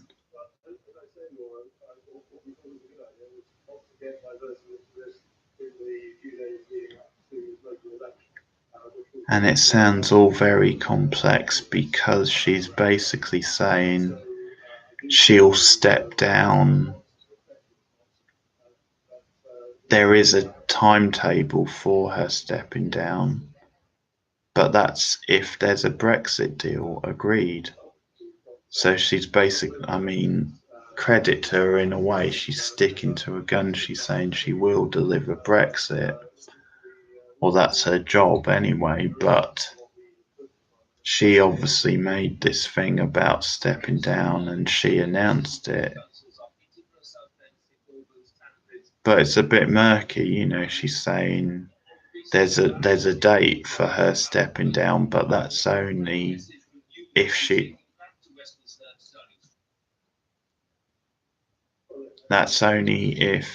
Brexit has been done, if it's been delivered. If it hasn't been delivered, she's saying she'll stay in place until it is, so there's no timetable if it hasn't been agreed and delivered. So I think there's some pressure on her, possibly from her own party, to try and commit to a deadline. Kind of wishy-washy.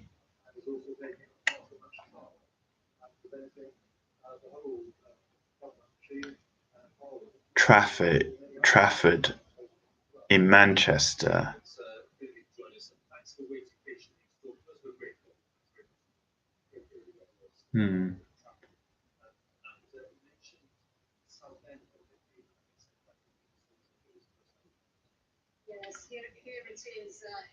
Trafford in Manchester.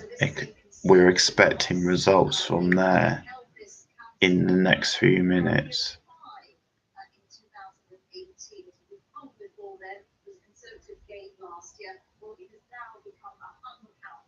Conservatives have lost this council. These are the figures: Conservatives on 20 seats, Labour 14, Independent on 11, Independent opposition is strong in the council, Liberal Southend on Sea, another hung. Conservative have 20 seats, but they don't have a majority. Labour got 14, so a hung parliament. Conservative down by 7 in Southend. Labour up by 2.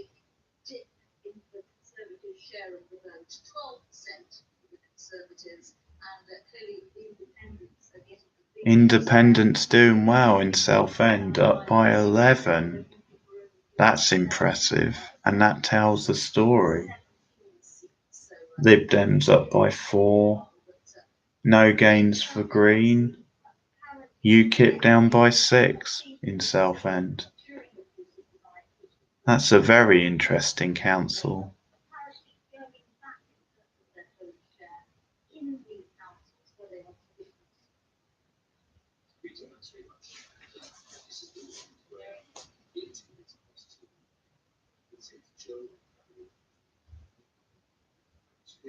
Within the next, don't run away. Don't run away. I'm just going to say, okay, for the last, gosh, how long was it? So, I'm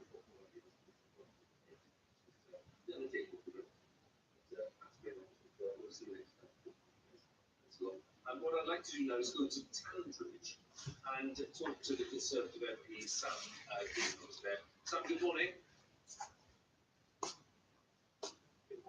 There's a bit of a delay, sorry, on the line. So just give us an update on the Conservative performance there.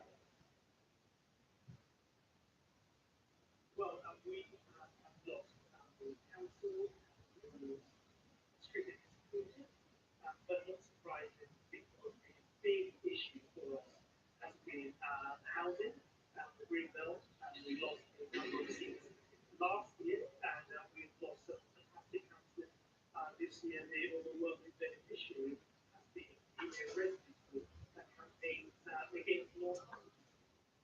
So clearly, those are big issues. How would you break those in terms of people's attention locally with the national picture? The housing is the single biggest issue in this condition, 95% and so any proposal to build more houses is deeply contentious. But of course, the national picture, Brexit definitely part of it, hasn't helped in terms of the mood of the doorstep. But we can see by the parts that we that issues are a significant factor. Also on Netflix this week, I've been watching the new drama Chambers, teenage supernatural drama starring Uma Thurman, which I thought looked pretty promising. I like Uma Thurman. The first episode was decent. There was some promise in the concept, in the setup. Quite well directed. Seemed to be a decent atmosphere. But, yeah. But after the first episode, which I thought was solid, the other, I mean, yeah, she's a really good actress. But she's wasted in Chambers, unfortunately. But I've watched about 4 or 5 episodes. There's 10 overall, but yeah, after the first episode, the others have been really poor. Just very generic, very predictable. Some bad acting as well from some of the other cast.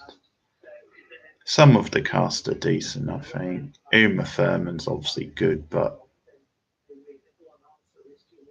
she's wasted, not given enough of a role. Some quite cheesy dialogue, I think, as well, but I'm going to probably watch the rest of it just to complete it and see what it's like. But yeah, Chambers, disappointing. I wouldn't recommend it from what I've seen so far. Much more positive, I've watched the first season of Special, which is a Netflix original comedy about a gay man with cerebral palsy, and he has a crash, hit by a car at the beginning. That's how he gets his accident. But then it follows his life as he gets a new job at like a magazine, an online magazine,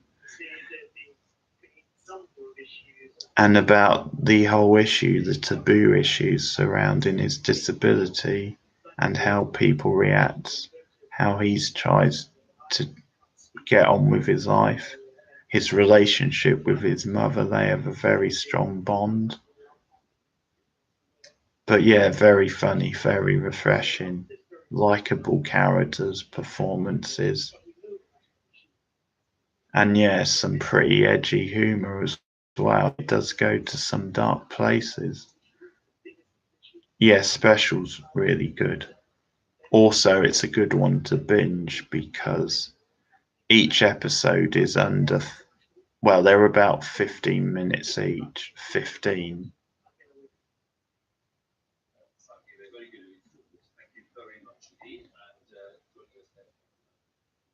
So there's basically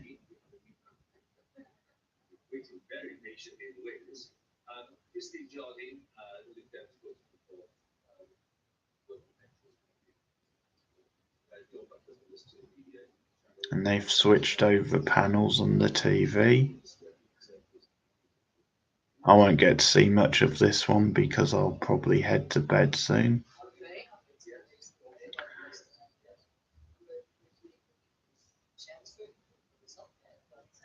Yeah, I can't remember how many episodes. I think there was about eight episodes, I think, and each one is like 15 minutes about. So it's really easy to binge and watch. But yeah, I enjoyed Special. Good first season. So hopefully a second season, which I would watch. So I'm gonna limit myself to 2 beers tonight. I've got 2 more in the fridge I can save for another night. I'm gonna head to bed soon, so I'm gonna get probably a hot lemon. Pardon. Still waiting for my local result. I might have to catch up with that tomorrow. So not a whole nighter this time, but I will do whole nights in the future.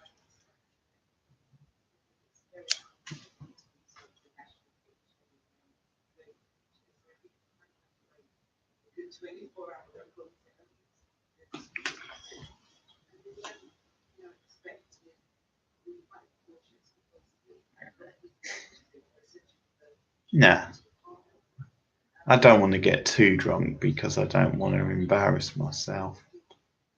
But a little drunk's fine. There's nothing wrong with that.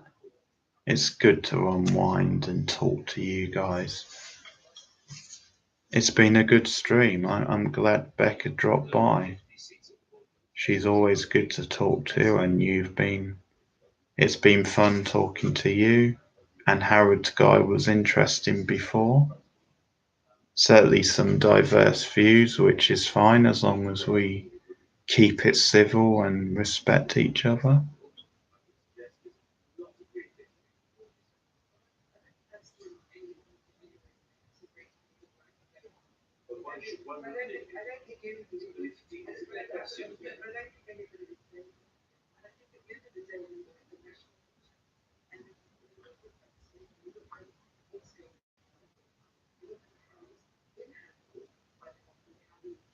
Dawn Butler representing Labour on the TV now.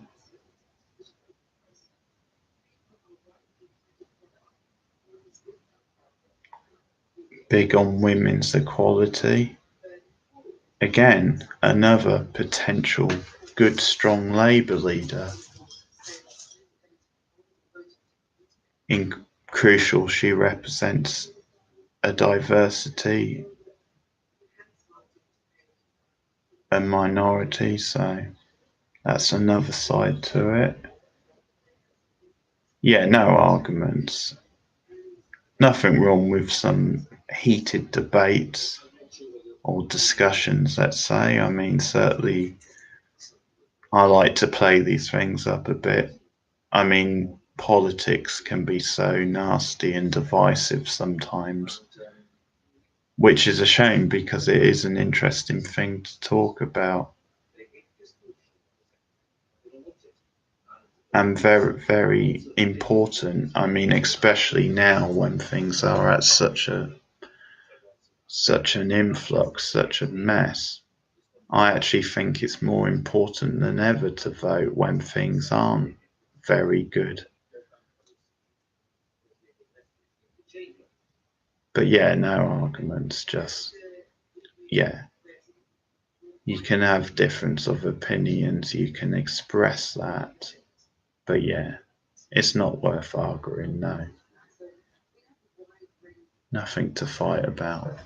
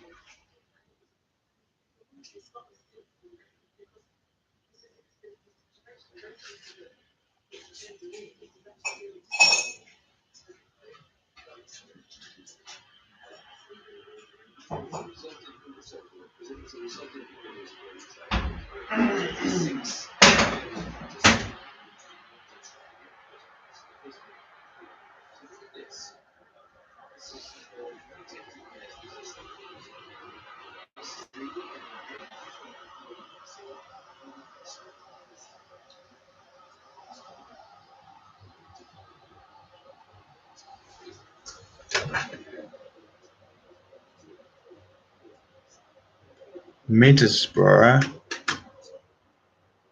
is an independent gain, an independent win. 17,000 votes. Labour in second in Middlesbrough, but an independent win overall. Labour down by 11% of the vote in Middlesbrough. No gains for Conservatives. 2 independent candidates, so one up by 30, one up by 10%.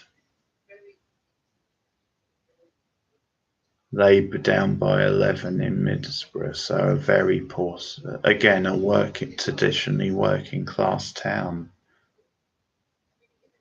Has a big history when it comes to mining and industry, so that's not good for Labour to be down so much in Middlesbrough.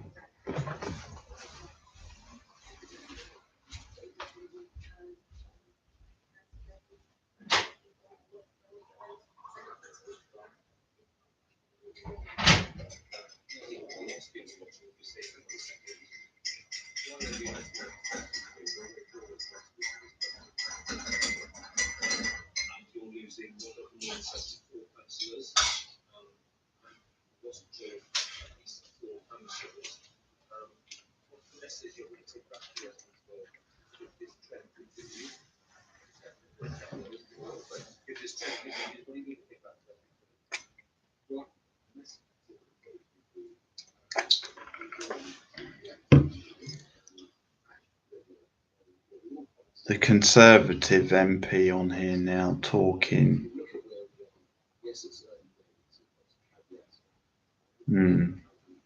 Yeah, that's possibly true, V. This Tory MP on here looks like a Bond villain, I think, with his glasses and the bald head and the facial hair, like a Bond villain.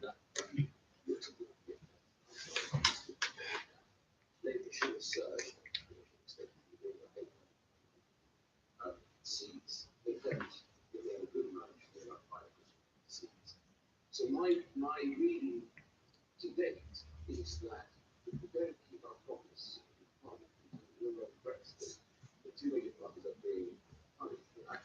are both not turning out to be on their hands, or some voters in Brexit areas of the country.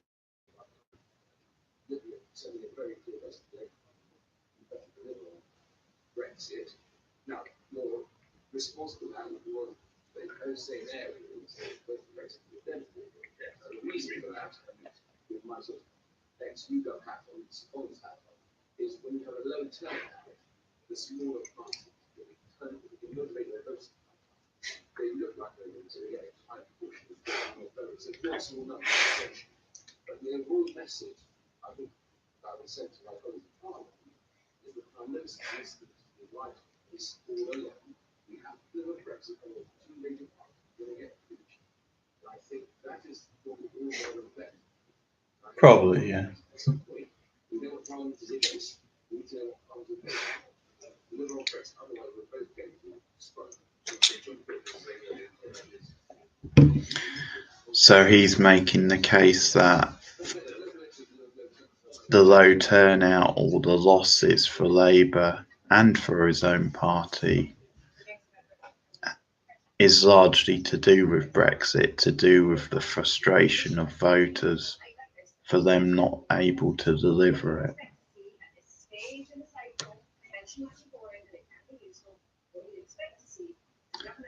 And there's probably some truth to that, to be honest.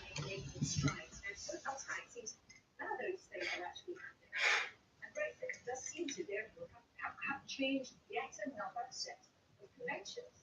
And we see let's put it back a little bit later, not getting ought to be making at this stage. And we said that I mean, it would be interesting to know how many people vote on local issues, which in theory local elections are about, rather than national issues, which tend to be the focus when you have national elections, or how many people are affected by Brexit and the national issues. You know, are a lot of people not turning out to vote because they're frustrated with the whole thing, or they're protesting because Parliament hasn't delivered it? That would be interesting to learn how many are voting just on local issues, but how many are affected by the whole Brexit process. In theory, local issues should be getting away from that, or local elections, and should be more about local issues. I think the problem sometimes is you don't always hear from your local politicians. You don't always know what they're about, what their policies are, what they're pushing. So sometimes it's just easier to vote for a national party or a party you know what they stand for nationally, or like Mum, maybe go for an independent if you're not convinced by either of the two mainstream ones, let's say.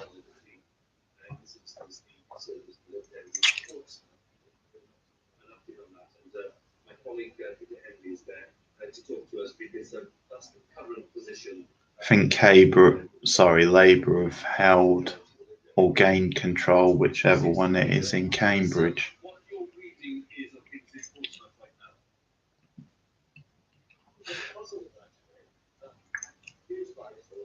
Because nothing really has happened here at all.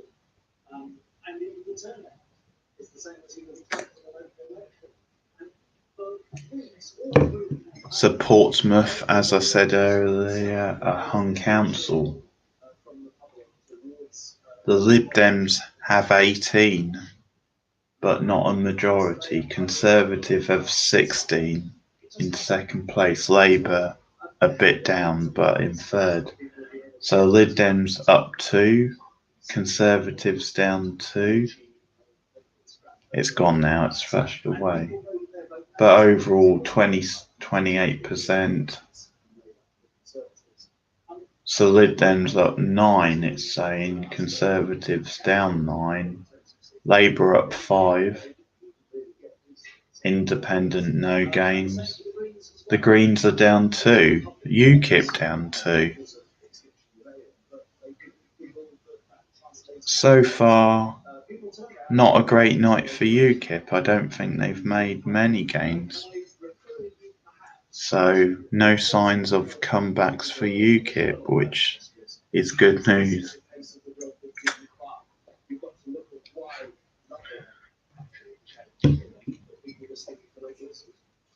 I think the way it's going so far, I don't think tonight has revealed that much about Labour and the Tories. I mean, as expected, they're losing quite a few seats each.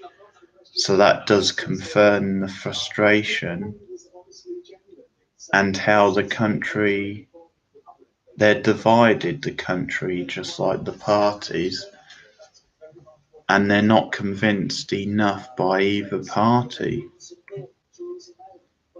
So that probably doesn't surprise you.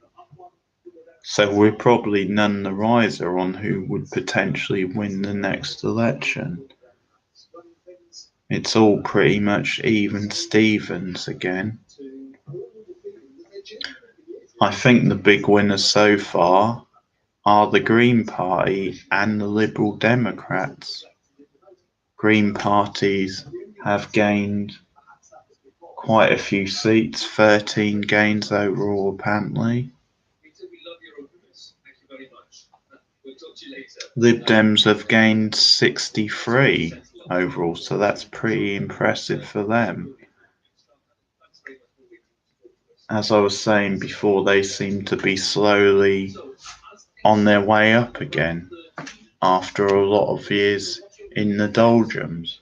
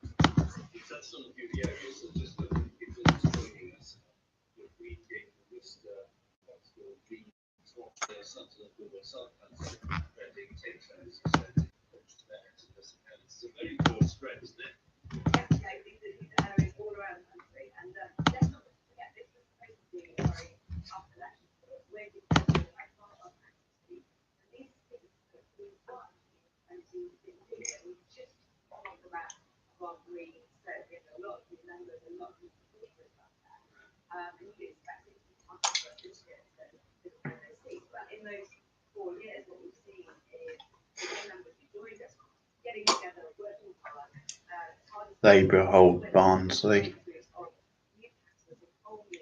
35 majority. The Lib Dems have a majority in East Leigh, 29 seats there.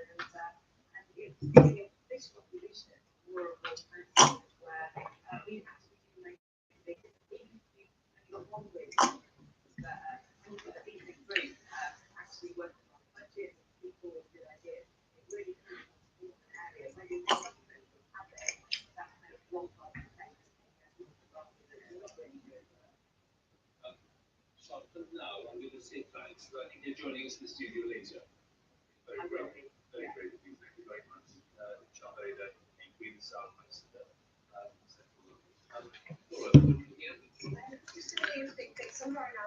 Just been talking to the Green representative in the South, Sean, who's going to be on later apparently, although I'll miss it because I'll be in bed by then.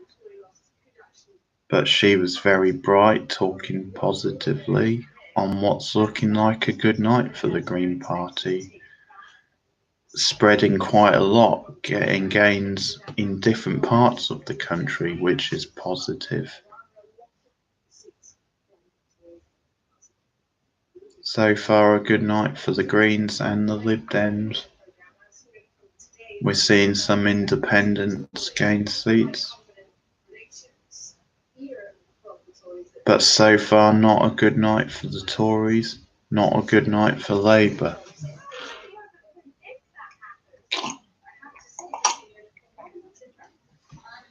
A lot of this was expected, of course.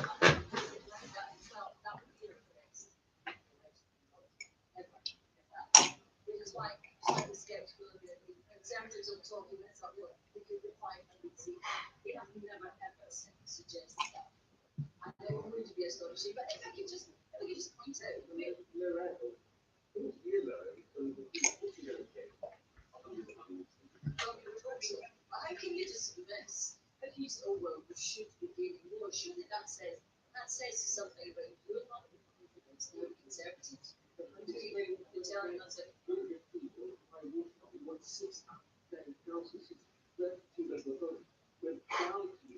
the same period of power, they lost 3,500. I'm just giving you sort of the psychologist, not trying to be part of the rhetoric. I think it is good just to be put in the last.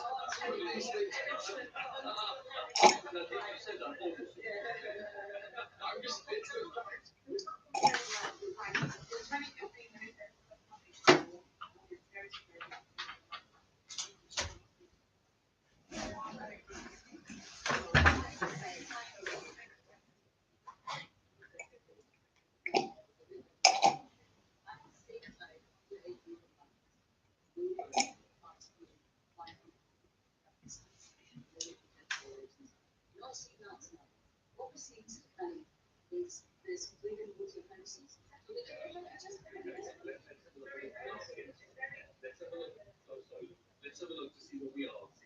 So these are the figures so far, not the sort of projection. This is where we are, okay? So far, the Tories are lots of 86. Overall, so far, the Tories have lost 86 seats across the country. Labour are down 49. Lib Dems plus 67.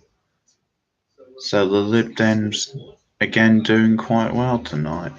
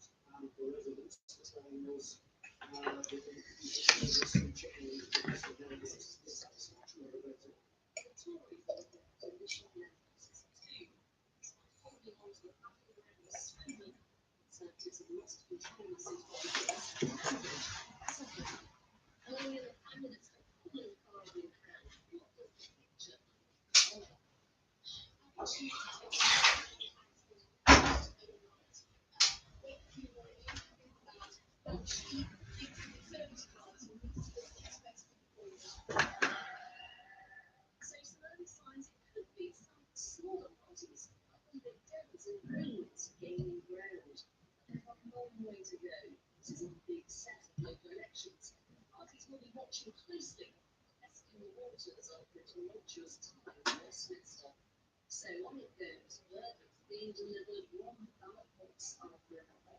They were certainly eager to get going here. Democracy in energetic action. Energy's what's needed. Some long road ahead. Just not the moves. Close to 4 hours now. It's a big old stream. I think I'll sign off. I'll head to bed in a bit. Still a lot of results to come. It's gonna go a long time.